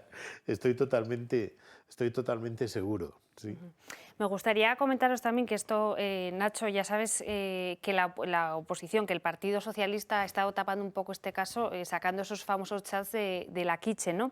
El juez de la Audiencia Nacional, García Castellón, el que instruye Kitchen, ha decidido ahora paralizar, que no se puedan volver a acceder a esos chats famosos del teléfono privado del ex número 2 de Interior, de Martínez, en los que pues se veía pues cómo conversaba con diferentes políticos, diferentes altos cargos, ¿no? No sé qué os parece esta noticia y este dar marcha atrás del juez, que en un principio pues sí que dio acceso a las partes a estas conversaciones. Yo creo que es que el aparato mediático del PSOE tiene aquí debajo del cajón un montón de cosas más gordas o menos gordas contra el PP para ir sacando cada vez que revienta uno de los terribles casos de corrupción a los que se ve abocado el PSOE continuamente. Entonces, claro, sacaron lo de la Kitchen y luego han tenido que recular porque efectivamente estaban vulnerando, o sea, esos chats ahí no tenían nada que ver con la pieza investigada, desde mi punto de vista, y el juez lo ha confirmado. Desde el punto de vista del jurista. Sí, hay un ejemplo que tenemos todos en la cabeza, ¿verdad?, que es el juez Baltasar Garzón, o el exjuez Baltasar Garzón, que tenía una fama muy acreditada de que instruía muy mal los procedimientos, Entonces, claro, pues al final se los tumbaban todos en el proceso por la mala instrucción, ¿no? Yo creo, sin embargo, que el juez García Castellón es un juez muy riguroso y quiero pensar que si ha adoptado esta medida es porque efectivamente teme que pudiera tener un efecto negativo en el procedimiento. Y antes de que lo pidan las defensas, automáticamente es él el que las elimina, creo yo. Sí, bueno, y luego no deja de ser peculiar una circunstancia. O sea, que resulta que el aparato de propaganda de la Moncloa descubre hoy unos chats que el número 2 de Interior se mandó con un juez de la Audiencia Nacional que no instruía su caso y que no influyó en su caso de hace años, pero eso sí, de las fiestas de cocaína del Tito Berni de hace unos meses, de eso no quiere hablar. Bueno, pues en fin, es lo que tenemos, el espectro mediático mayoritario en España, no es el caso de esta casa, pero de esa mayoría de los medios de comunicación, que está poniendo el foco sobre una cosa que no es ilegal, pero que sí podría ser reprochable de hace años, y frente a lo ilegal y lo inmoral de hace meses, de eso no hablan. Bueno, bajo mi punto de vista se está hablando mucho también de mediador, sin que haya nada sólido de momento. Por supuesto, contra este hombre lo hay, pero no contra diputados y senadores, ¿no? La única fuente de información que tenemos, como decía antes, es este Tacoronte, pero más allá de eso no hay confirmación explícita de esa participación. Pero hay una cuestión, hablabas antes de Pachi López, o sea, quiero decir, en cualquier país democrático del mundo, si el portavoz del partido del gobierno hubiera dicho, ¿y a ti qué te importa?, a un periodista cuando pregunta por lo que estamos viendo, los indicios que estamos viendo de todo tipo de corrupción, incluyendo, para terminar eso, el maltrato a las mujeres o el que de día voten la abolición de la prostitución y por la noche se vayan al club Shadows o Sombras o no sé qué. O sea, quiero decir, ese tío debería estar en su puñetera casa, con perdón. O sea, en la calle, deberían de haberle cesado inmediatamente. Y si no, él, por vergüenza torera, se tenía que haber ido a su casa. ¿Cómo que a ti qué te importa? ¿A la prensa le puedes decir eso en un país democrático? ¿Qué es esto? ¿Corea del Norte? No sé. ¿Venezuela? A mí me gustaría algún día analizar profundamente a este hombre, a Pachi López, porque nosotros que seguimos las ruedas de prensa es un maleducado, o sea, ya más allá del tema de la censura, es un maleducado que no merece estar en el puesto en el que está. Antes de Pachi López, y para terminar, seguir con lo que decía Paco, yo lo que quiero decir es que en todos estos casos de corrupción que se judicializan, al final el que paga es el eslabón más débil de la cadena. Y no lo dudéis, el eslabón más débil de la cadena está Tacoronte, es el mediador. Y por eso le está preocupándose en airear lo que pueda para ver si consigue desviar la atención, ¿no? En cuanto a Pachi López, ¿qué vamos a decir de alguien que dice, pues nada, si no funciona la ley del sí es sí, la cambiamos y lo metemos otra vez a todos en la cárcel, ¿no? Ignorante. Sí, bueno, y yo si me permitís un apunte a propósito de la atención mediática que estamos viendo ahora mismo. Bueno, es que en España durante años vimos constantes editoriales de cadenas de izquierda, constantes portadas de diarios de izquierdas a propósito de Paco Camps y de los famosos trajes, por cierto, de los que resultó absuelto. Y yo me pregunto, ¿qué estaría pasando hoy en los medios de comunicación de España si esto mismo de Tito Berni, de la prostitución, de las cocaínas, de las mordidas, de contratos públicos, de utilizar el Congreso para, es que ya, aunque no fuese ilegal, simplemente para fanfarronear, lo hubiese hecho un diputado de la derecha? Tendríamos a los medios de comunicación hablando sola y exclusivamente de eso. Pero eso sí, como la inmensa mayoría de los medios en nuestro país son de izquierdas o están comprados por la izquierda, pues silencio mediático. Y hablemos de la Kitchen, que se supone que Francisco Martínez se mandó un mensaje de Navidad con un juez que no tiene nada que ver con él, pero bueno, pero ¿qué es juez? En fin, la doble moral de la izquierda. Ahí tienes toda la razón. Me gustaría también que habláramos del dinero, que al final es lo importante de esta trama, más allá de las fotos de la prostitución, que es la anécdota con la que nos quedamos todos, y que este hombre, Antonio Navarro, decía hoy que podía ascender a varios millones de euros. Esto cambiaría mucho la cosa, ¿no? Sí, pero fíjate que por desgracia... Hasta ahora estábamos hablando de 5.000, 6.000 euros. Sí, estábamos hablando de poco dinero, pero yo creo que en general la corrupción en cuanto a términos de dinero le pasa menos factura al PSOE que el hecho de las prostitutas, la cenita, el hotel y todo eso, porque lo otro es como más etéreo y además ya lo hemos visto, quiero decir, el caso de los ERES, o sea, el partido que no sé, ¿dónde está Griñán? En su casa, ¿no? O sea, por ejemplo, y es el mayor caso de corrupción de la historia de Europa, al menos en este siglo y el pasado. Y mientras tanto, o sea, el dinero es como etéreo, pero eso de coger el dinero de algo para irse a lo que se fueron a hacer estos señores, la Fiestuki, y además en tiempos de pandemia, yo creo que les va a hacer más daño. Desde luego, el dinero habría que recuperarlo y devolverlo, pero como ya sabemos que eso no va a ocurrir. Sí, tienes razón. Yo creo que el tema de la foto, que lo hablábamos el otro día, esa conversación entre uno de los encargados del Partido Socialista, Santos Cerdán, que no me salía el nombre, con Tito Berni, le decía, hay fotos, o sea, tienes que dimitir y tienes que irte de la vida pública porque hay fotos. Eso al final cala mucho en la ciudadanía, más allá de los millones, que al final es lo que más nos debería preocupar. Bueno, las cifras que se están manejando... A mí me sorprendieron inicialmente esos 5.000 euros, ¿no? Parece una cosa de nada, ¿no? Aunque luego sumado sea mucha cantidad. Pero me vino rápidamente a la memoria los procesos de corrupción en América Latina, que los tenemos muy presentes, algunos que viajamos por allí, ¿no? Entonces, existe eso que se llama la cadena, en donde el de abajo es el que se lleva los 5.000 euros, ¿no? El de arriba se lleva los 5 millones, ¿no? Entonces, yo creo que lo que estamos viendo, decía también Nacho, es eso, la punta del iceberg. Este pobre hombre, el mediador, y perdón por calificarle así, pues probablemente se conformaba con 5.000 euros, ¿no? Y para él era una fortuna, pero seguramente si seguimos escalando en la pirámide, veremos que ya no son 5.000 euros, sino 5 millones. Bueno, ¿y cómo no va a calar en la opinión pública? Es decir, llevamos unos años desde que Pedro Sánchez llegó al gobierno aguantando las imposiciones morales de la izquierda, aguantando sus sermones, aguantando que ellos están en el lado bueno de la historia. Y ahora resulta que nos encontramos con diputados que por la mañana votaban a favor de la abolición de la prostitución y que por la noche consumían prostitución. Es decir, claro que la gente está absolutamente escandalizada. Es que los que venían a dar sermones resulta que son los más pecadores de todos. Por lo tanto, pues bueno, normal que se esté produciendo esta alarma en la sociedad y lo que venimos diciendo, estamos viendo la punta del iceberg. Y luego, en cuanto al dinero público robado, es que acabaremos viendo, no sé, el dinero que Tito Berni se gastaba en sí mismo, eso según la reforma de la malversación de Sánchez, ¿eso es malversación de la buena o de la mala? Y el que utilizaba para pagarse a sus amigos esa malversación de la buena o de la mala. En fin, yo creo que este caso, el caso mediador, va a acabar llevándose al gobierno por delante. Pues lo veremos, eso es lo que dice tu presidenta, Isabel Díaz Ayuso. Hacemos una pequeña pausa para publicidad y ahora volvemos.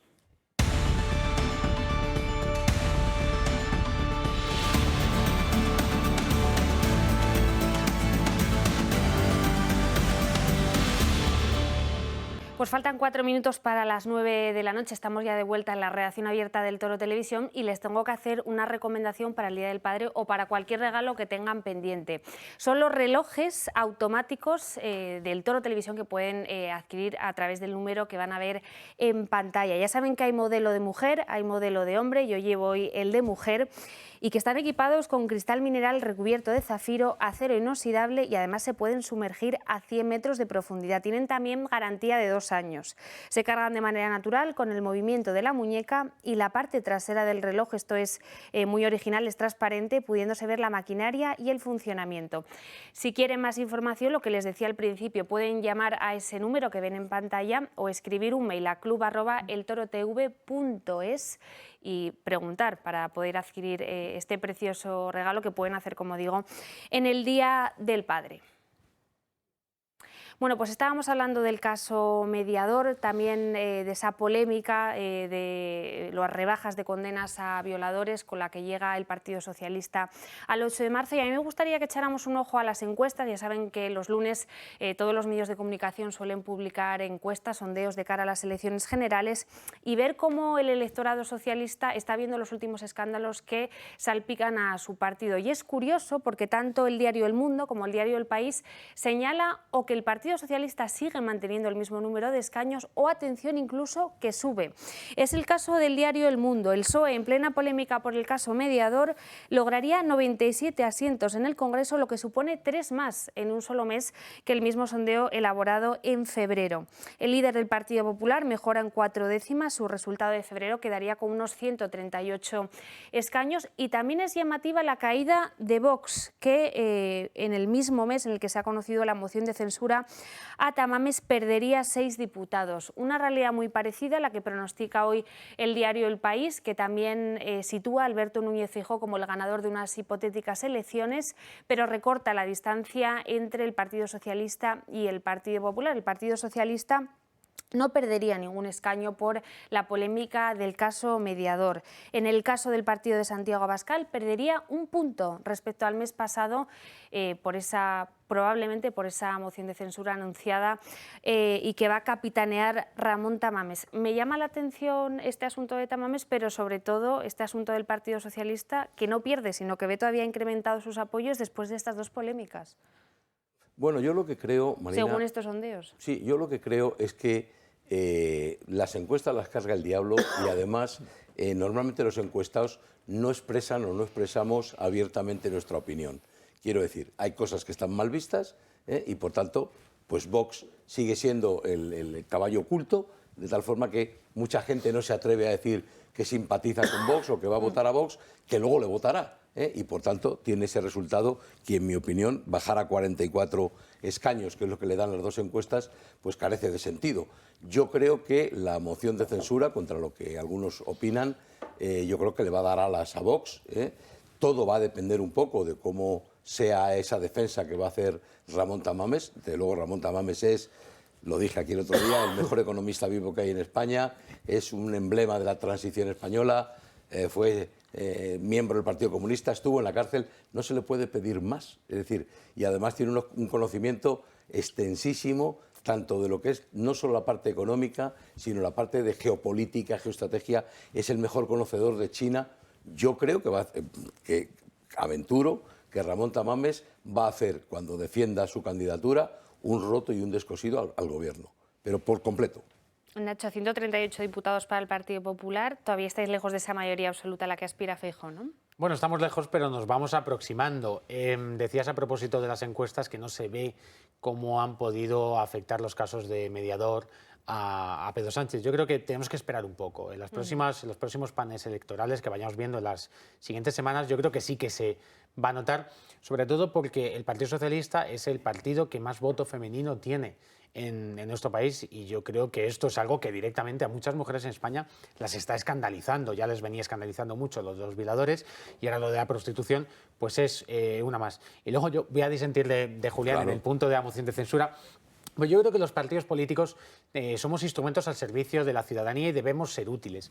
Y creo que la moción de censura de Vox va a serle útil fundamentalmente a Sánchez, porque sin negar la brillantez y por supuesto el historial de Ramón Tamames, yo creo que no va a decir nada de Sánchez que no sepamos ya. Sabemos lo de sus tesis doctoral plagiada, sabemos lo de su manipulación de las instituciones, sabemos su mala gestión de la economía, sabemos sus mentiras de poder dormir, no poder dormir con la izquierda, pero luego meterla en el gobierno. En fin, todo lo que Tamames va a decir va a ser cierto, pero es algo que ya sabemos. Pero el resultado de esa moción de censura va a ser que el Frankenstein va a volver a resucitar y se va a unir en torno a la figura de Sánchez, porque los independentistas, los nacionalistas, en fin, todos los enemigos de España necesitan a Sánchez vivo y van a aprovechar la ocasión para volver a arroparle y llenarle de energía. Por lo tanto, bueno, yo creo que Sánchez se va a sentir muy reconfortado y creo que Vox en este sentido va a ayudar a Sánchez, y lo que hay que hacer ahora es una gran moción de censura en todos los ayuntamientos de España el 28 de mayo. Paco. A mí me llama la atención cómo en la encuesta del País Podemos sigue saliendo muy bien. Y eso, perdón, pero primero no me lo creo. O sea, yo creo que eso no tiene que ver con la encuesta, yo creo que tiene que ver con el país. Entonces, por desgracia, no sé qué ha pasado en el grupo Prisa, bueno, sí lo sé, pero vamos, que cada vez están tirando más hacia, no sé, por ejemplo, ¿cuánto tiempo tardaron en sacar una noticia sobre el Tito Berni? O sea, están pasando cosas curiosas y yo creo que cada vez los comunistas están más impregnando ciertos sitios que antes eran un poquito más libres, digámoslo así, sin duda. Entonces, es decir, es evidente, es imposible que Podemos baje 2 diputados mientras que Vox pierde 8. Es prácticamente matemáticamente imposible en la misma encuesta, salvo que le pregunte solo a gente de Podemos, evidentemente. Si no, no se lo cree nadie. Y luego, pues hombre, si ya hasta el País dice que el Partido Popular gana y que el PSOE va bajando, ojo, que esa será la tendencia. Bueno, el Partido Socialista se mantiene más o menos respecto a los últimos meses, pero esa caída ellos tienen que seguir creyendo en Santa Claus, ¿no? Por lo menos no es el CIS. Claro, sí, menos mal. Bueno, hablábamos antes de las chapuzas legales que ha llevado a cabo el Gobierno en los últimos meses y tenemos que hablar de Alberto Casero, es diputado popular y ya saben que ha renunciado a su acta de diputado porque ha sido imputado por prevaricación y malversación por su etapa al frente del Ayuntamiento de Trujillo, en Extremadura. El juez acusa a Casero de adjudicar contratos saltándose todas las formalidades exigidas, es algo más que una irregularidad administrativa, pero no podemos decir que Casero se haya enriquecido, que haya habido ánimo de lucro, con lo cual queda por ver lo que haga el juez, lo que haga el tribunal, pero en un principio su pena máxima, según el nuevo Código Penal impulsado por el Ejecutivo de Pedro Sánchez, la pena máxima para este caso sería de 4 años, con lo cual Alberto Casero sería uno de los beneficiados por esta reforma del Código Penal del Gobierno. Bueno, yo me quiero remontar a un poquito más atrás, ¿no? Y es recordar que la reforma laboral se aprobó gracias al error cometido por Casero, ¿verdad? No sé si es bueno o es malo, pero ya sé que todo el mundo se equivoca, pero qué casualidad que salió adelante por un voto y ese fue el voto de Casero, ¿no? De luego un poco inútil sí parece, ¿verdad? Y de luego se tenía que haber inmolado muchísimo antes, ¿no? Disculpadme, tú que es del Partido Popular, pero vamos, es un impresentable. A ver cómo lo defiendes. Bueno, en primer lugar, haciendo un matiz, ya no es militante del Partido Popular, porque yo creo que Alberto Casero ha hecho lo procedente, que era dejar el escaño y solicitar su baja de militancia en el partido. Es verdad que el caso de Alberto Casero nos lleva a ese caso en el que se producen casos de corrupción cuando lo que se está buscando no es enriquecerse uno, sino, bueno, pues conseguir una agilidad en los procesos de licitación, lo cual no es admisible. Y por lo tanto, en el Partido Popular no hay cabida para quien haya prescindido de los procedimientos administrativos para las licitaciones. Por lo tanto, yo creo que ha hecho lo que debía y en este momento él tiene que defenderse ante la justicia y la justicia tendrá que probar si es culpable o no por los hechos que en este momento se le están imputando. Y desde luego, el pobre Alberto Casero no es santo de la devoción de nadie. O sea, es que uno dice, ¿cómo llega esta gente a diputado? No se puede empatizar con él. No, es imposible. O sea, quiero decir, pero es que aparte de lo del botoncito y todo eso, y el día que el Partido Popular ganó las elecciones en Madrid, al día siguiente, cuando era la noticia, este señor fue a declarar al Tribunal Supremo y salió en todos los medios de comunicación, que obviamente fueron a a cubrir esa noticia para poder dar una mala noticia del PP el día en el que debería haber sido una fiesta. Y ahora también, cuando estamos ahí con el Tito Berni, resulta que justo, oh qué casualidad, es cuando deciden imputarle y no sé qué y tal y cual. Hombre, digamos que es como muy oportuno todo lo que hace este señor. Y dejando claro que creo, sin ninguna duda, en la inocencia hasta que se demuestre lo contrario. Y en cualquier caso, parece que incluso lo contrario tampoco tiene que ver con que él se llevara ni una peseta, creo. Bueno, pues a partir de este momento vamos a analizar la política madrileña, la política de la Comunidad de Madrid, porque hemos conocido en las últimas horas un nuevo sondeo que apunta que Isabel Díaz Ayuso podría rozar esa ansiada mayoría absoluta, que se sitúa en los 69 diputados, si no me equivoco, y que ella podría estar ahora mismo en torno a los 65-67, si hoy se producieran esas elecciones autonómicas en la Comunidad de Madrid. Llamativo también que Más Madrid pasaría a ser la segunda fuerza más votada por delante del Partido Socialista, y tiene aún más mérito esta posible victoria de Isabel Díaz Ayuso en medio de esa crisis sanitaria que lleva azotando a la comunidad en los últimos meses. Por cierto, que hoy Isabel Díaz Ayuso ha hecho un nuevo anuncio, y es que todos los colegios públicos en las etapas de infantil y primaria van a permanecer abiertos en las etapas no lectivas de Navidad, Semana Santa o puentes, para facilitar la conciliación de los padres. Es una medida, por cierto, que fue sugerida por el líder de la oposición, por Juan Lobato, en el debate del Estado de la Región. Les anuncio que desde el año que viene la Comunidad de Madrid abrirá colegios públicos para los alumnos de segundo de educación infantil y de primaria en los días previos al inicio al curso escolar.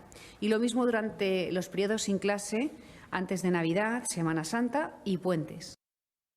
Bueno, pues de cumplirse estos pronósticos que hacía este sondeo, el PP no tendría que depender de Vox para formar gobierno. Bueno, en este momento tampoco en realidad dependíamos de Vox para formar gobierno. Yo ahora soy diputado con Isabel Díaz Ayuso en la Asamblea y pudimos conformar gobierno sumando más votos que toda la izquierda.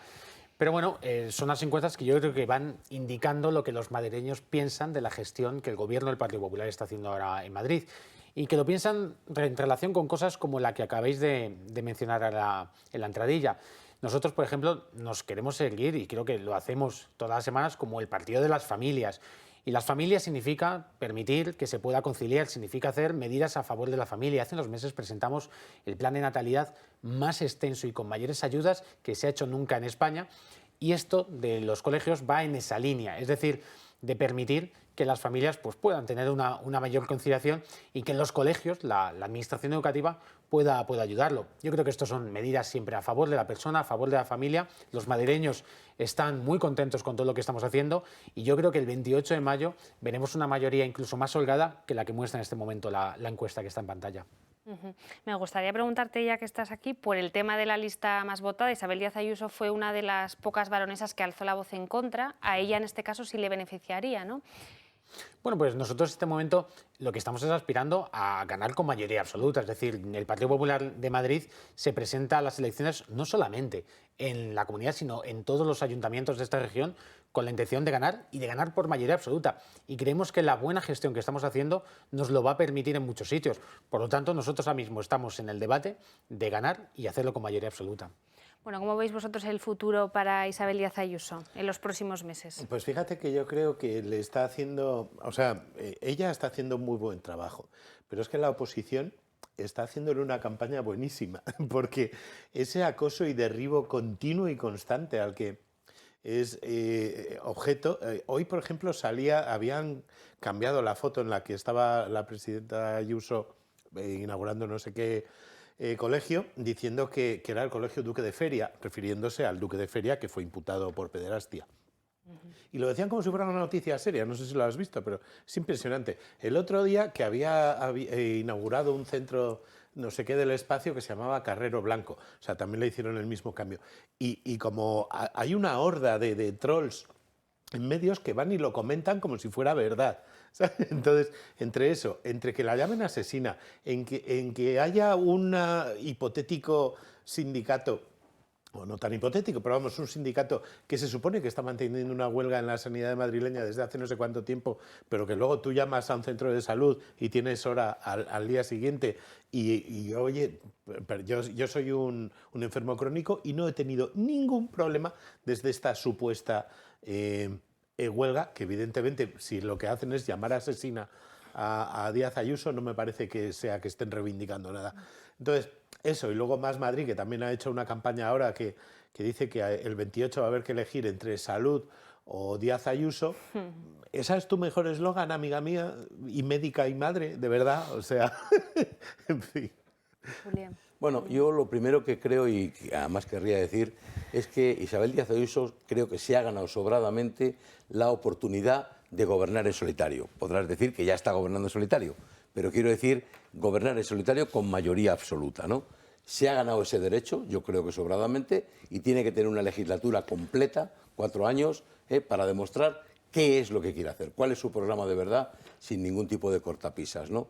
El segundo, la segunda cuestión, que es que Más Madrid quede en segunda posición y por delante del PSOE, solamente nos dice algo, lo mal que lo tiene que estar haciendo el PSOE en Madrid, para que Más Madrid, que no tiene nada detrás, no tiene proyecto ideológico, no tiene nada de nada, supere, y además con amplia mayoría, al PSOE, ¿no? No solo en las elecciones pasadas, sino también en estas. Y luego, respecto al último tema de las medidas que ha anunciado hoy Díaz Ayuso de abrir los colegios en Semana Santa, Navidad, vacaciones, etcétera, siendo muy importante, yo creo que tapan otras que quizá no han tenido tanto eco, pero que son tanto o más importantes, ¿no? Por ejemplo, recientemente ha dicho que va a construir en Madrid, va a desarrollar en Madrid un hub de industrialización de viviendas, algo que es muy importante para el desarrollo de la vivienda, que es una de las mayores preocupaciones de los ciudadanos en Madrid. Pues quiere crear en Madrid un hub de industrialización para concentrar aquí toda esa producción y atraer,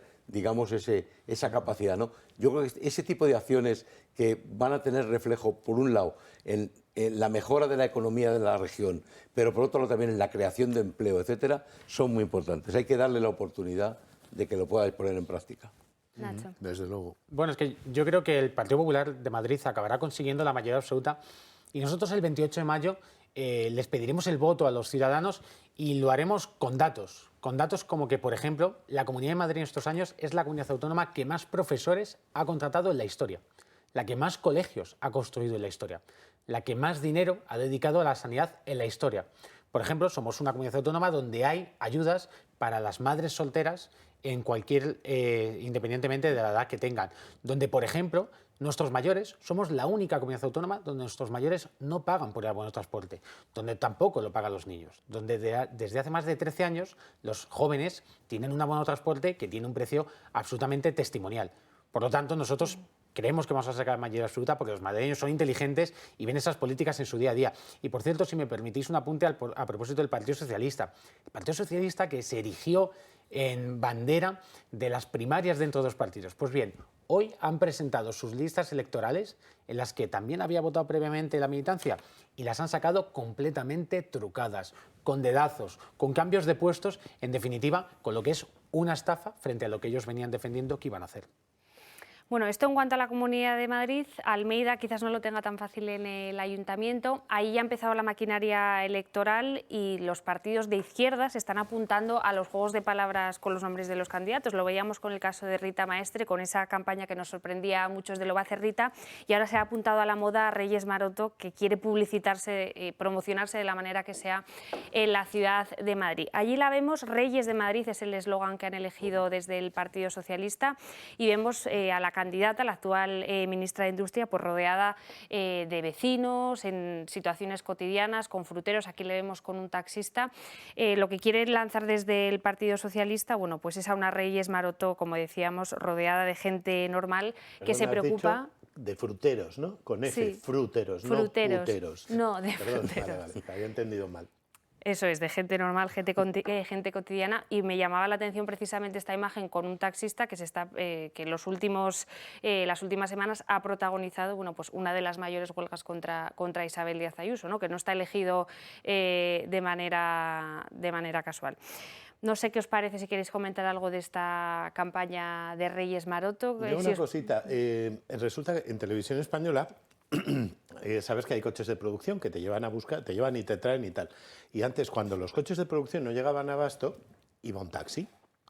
Ahora ya no va un taxi, ahora va unos coches de estos privados, los otros, los de Uber, Cabify, etcétera, etcétera.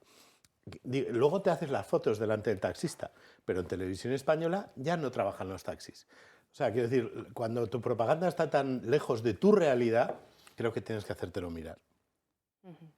Bueno, yo en cuanto, efectivamente, yo también creo que, lo dicen las encuestas, que la situación no es igual de favorable para el alcalde Almeida que para la presidenta Díaz Ayuso, ¿no? Y yo creo que hay buena parte de culpa la tiene él por haber cedido voluntariamente un excesivo, en mi opinión, protagonismo a Begoña Villacís. Begoña Villacís es la vicealcaldesa y la vicealcaldesa en muchas ocasiones estaba casi siempre por delante del alcalde, ¿no? Entonces, la vicealcaldesa, ¿no? Entonces, claro, él le ha dado ese protagonismo y al final pues se ha terminado comiendo la mitad de las ventajas de Pérez Almeida, ¿no? Hombre, también, evidentemente, yo creo que es muy, muy difícil el gobierno municipal y luego también yo creo que ha querido hacer muchas reformas, pues, tanto en calles como la cercana de Ponzano, como en tema de basuras, etcétera, etcétera, en un año en el que yo creo que tocaba estarse un poquito más quieto. Yo creo que ha querido hacer muchas cosas.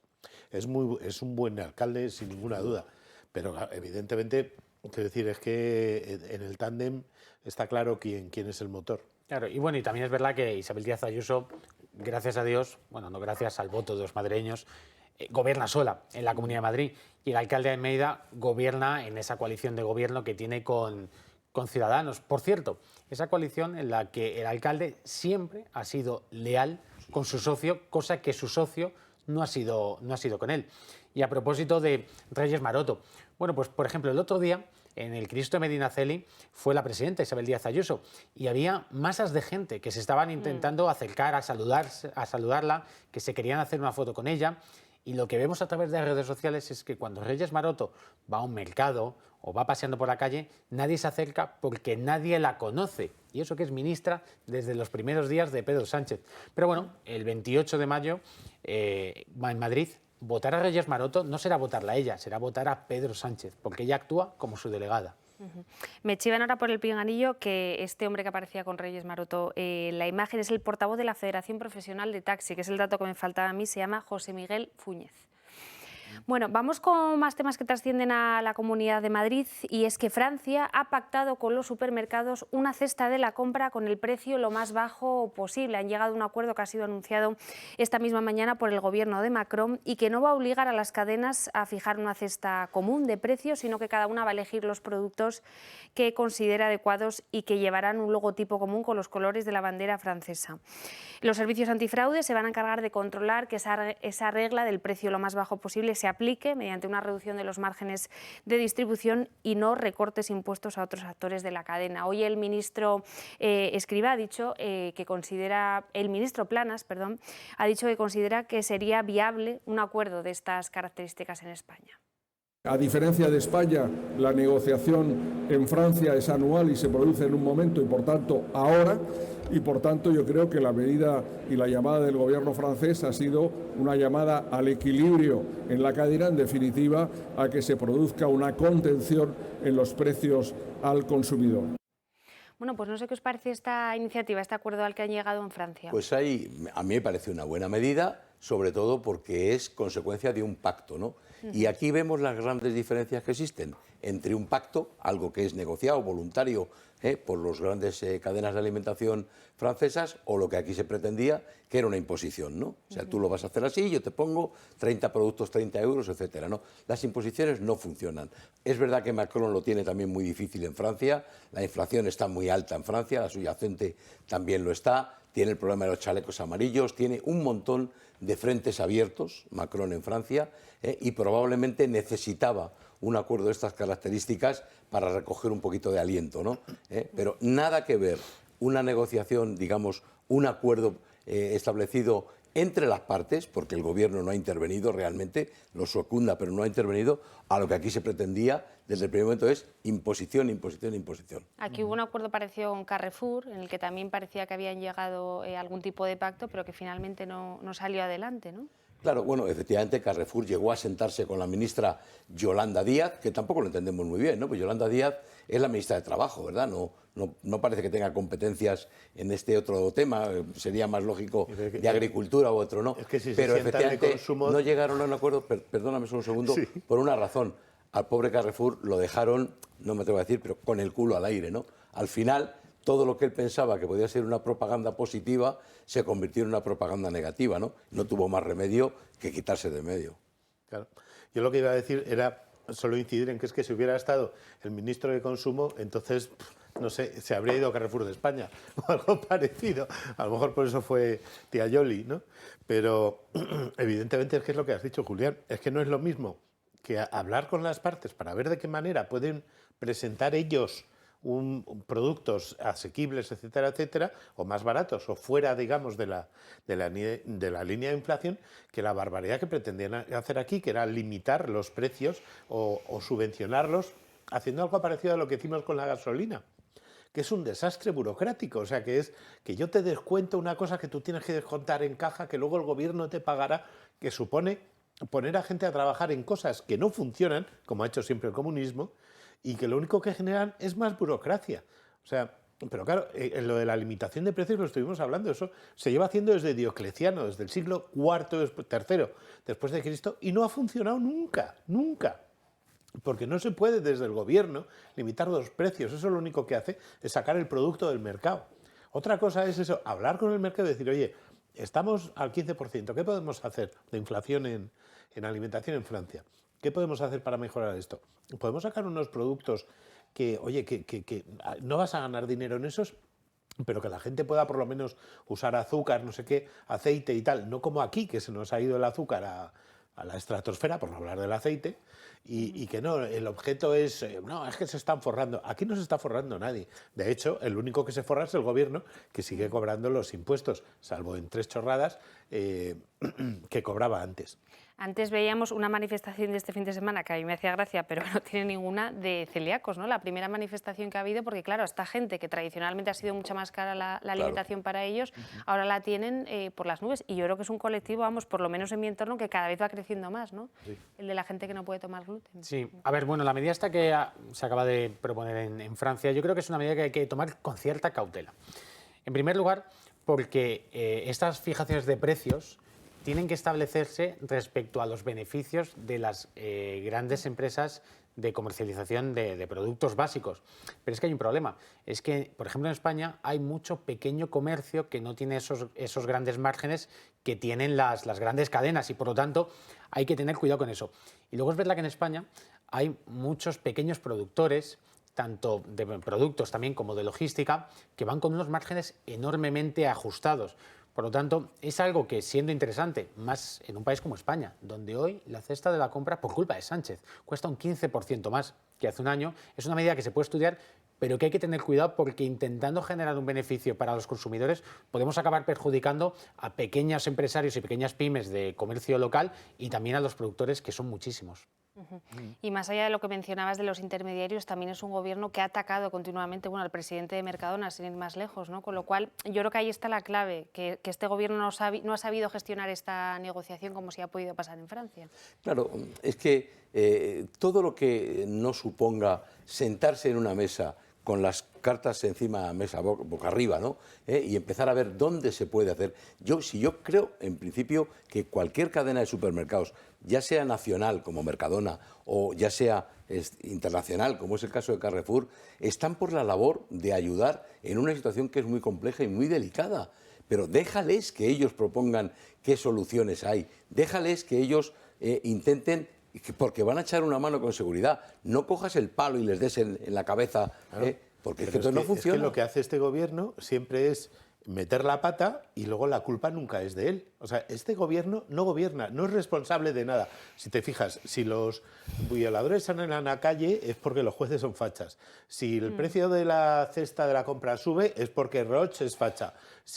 O sea, al final somos todos fachas y ya está. Y ellos no tienen la culpa de nada, ni de la inflación, ni de que los violadores salgan a la calle, de nada, de absolutamente nada. Todo es culpa nuestra. Curioso. Y los ataques a los empresarios, vamos, lo hemos visto este fin de semana con Ferrovial y que han seguido con esos insultos de empresarios piratas, de Unidas Pero Podemos. es que es inaceptable, Marina, porque se puede criticar la actuación de la empresa. Es criticable, todo es susceptible. Pues lo entendemos, tal. Lo que no se puede nunca es hacer un ataque ad hominem, a la persona, a la cabeza visible, suponiendo que sea en la cabeza visible, porque hay que recordar que Ferrovial es un grupo empresarial con accionistas, ¿verdad? Y son los accionistas los que tienen que aprobar o no el cambio. Pues Paco, Nacho, Julián, muchísimas gracias por vuestro tiempo y a ustedes por seguirnos desde casa. Mañana volvemos, no se lo pierdan aquí a las 7 con toda la información, a las 7:30. Hasta mañana.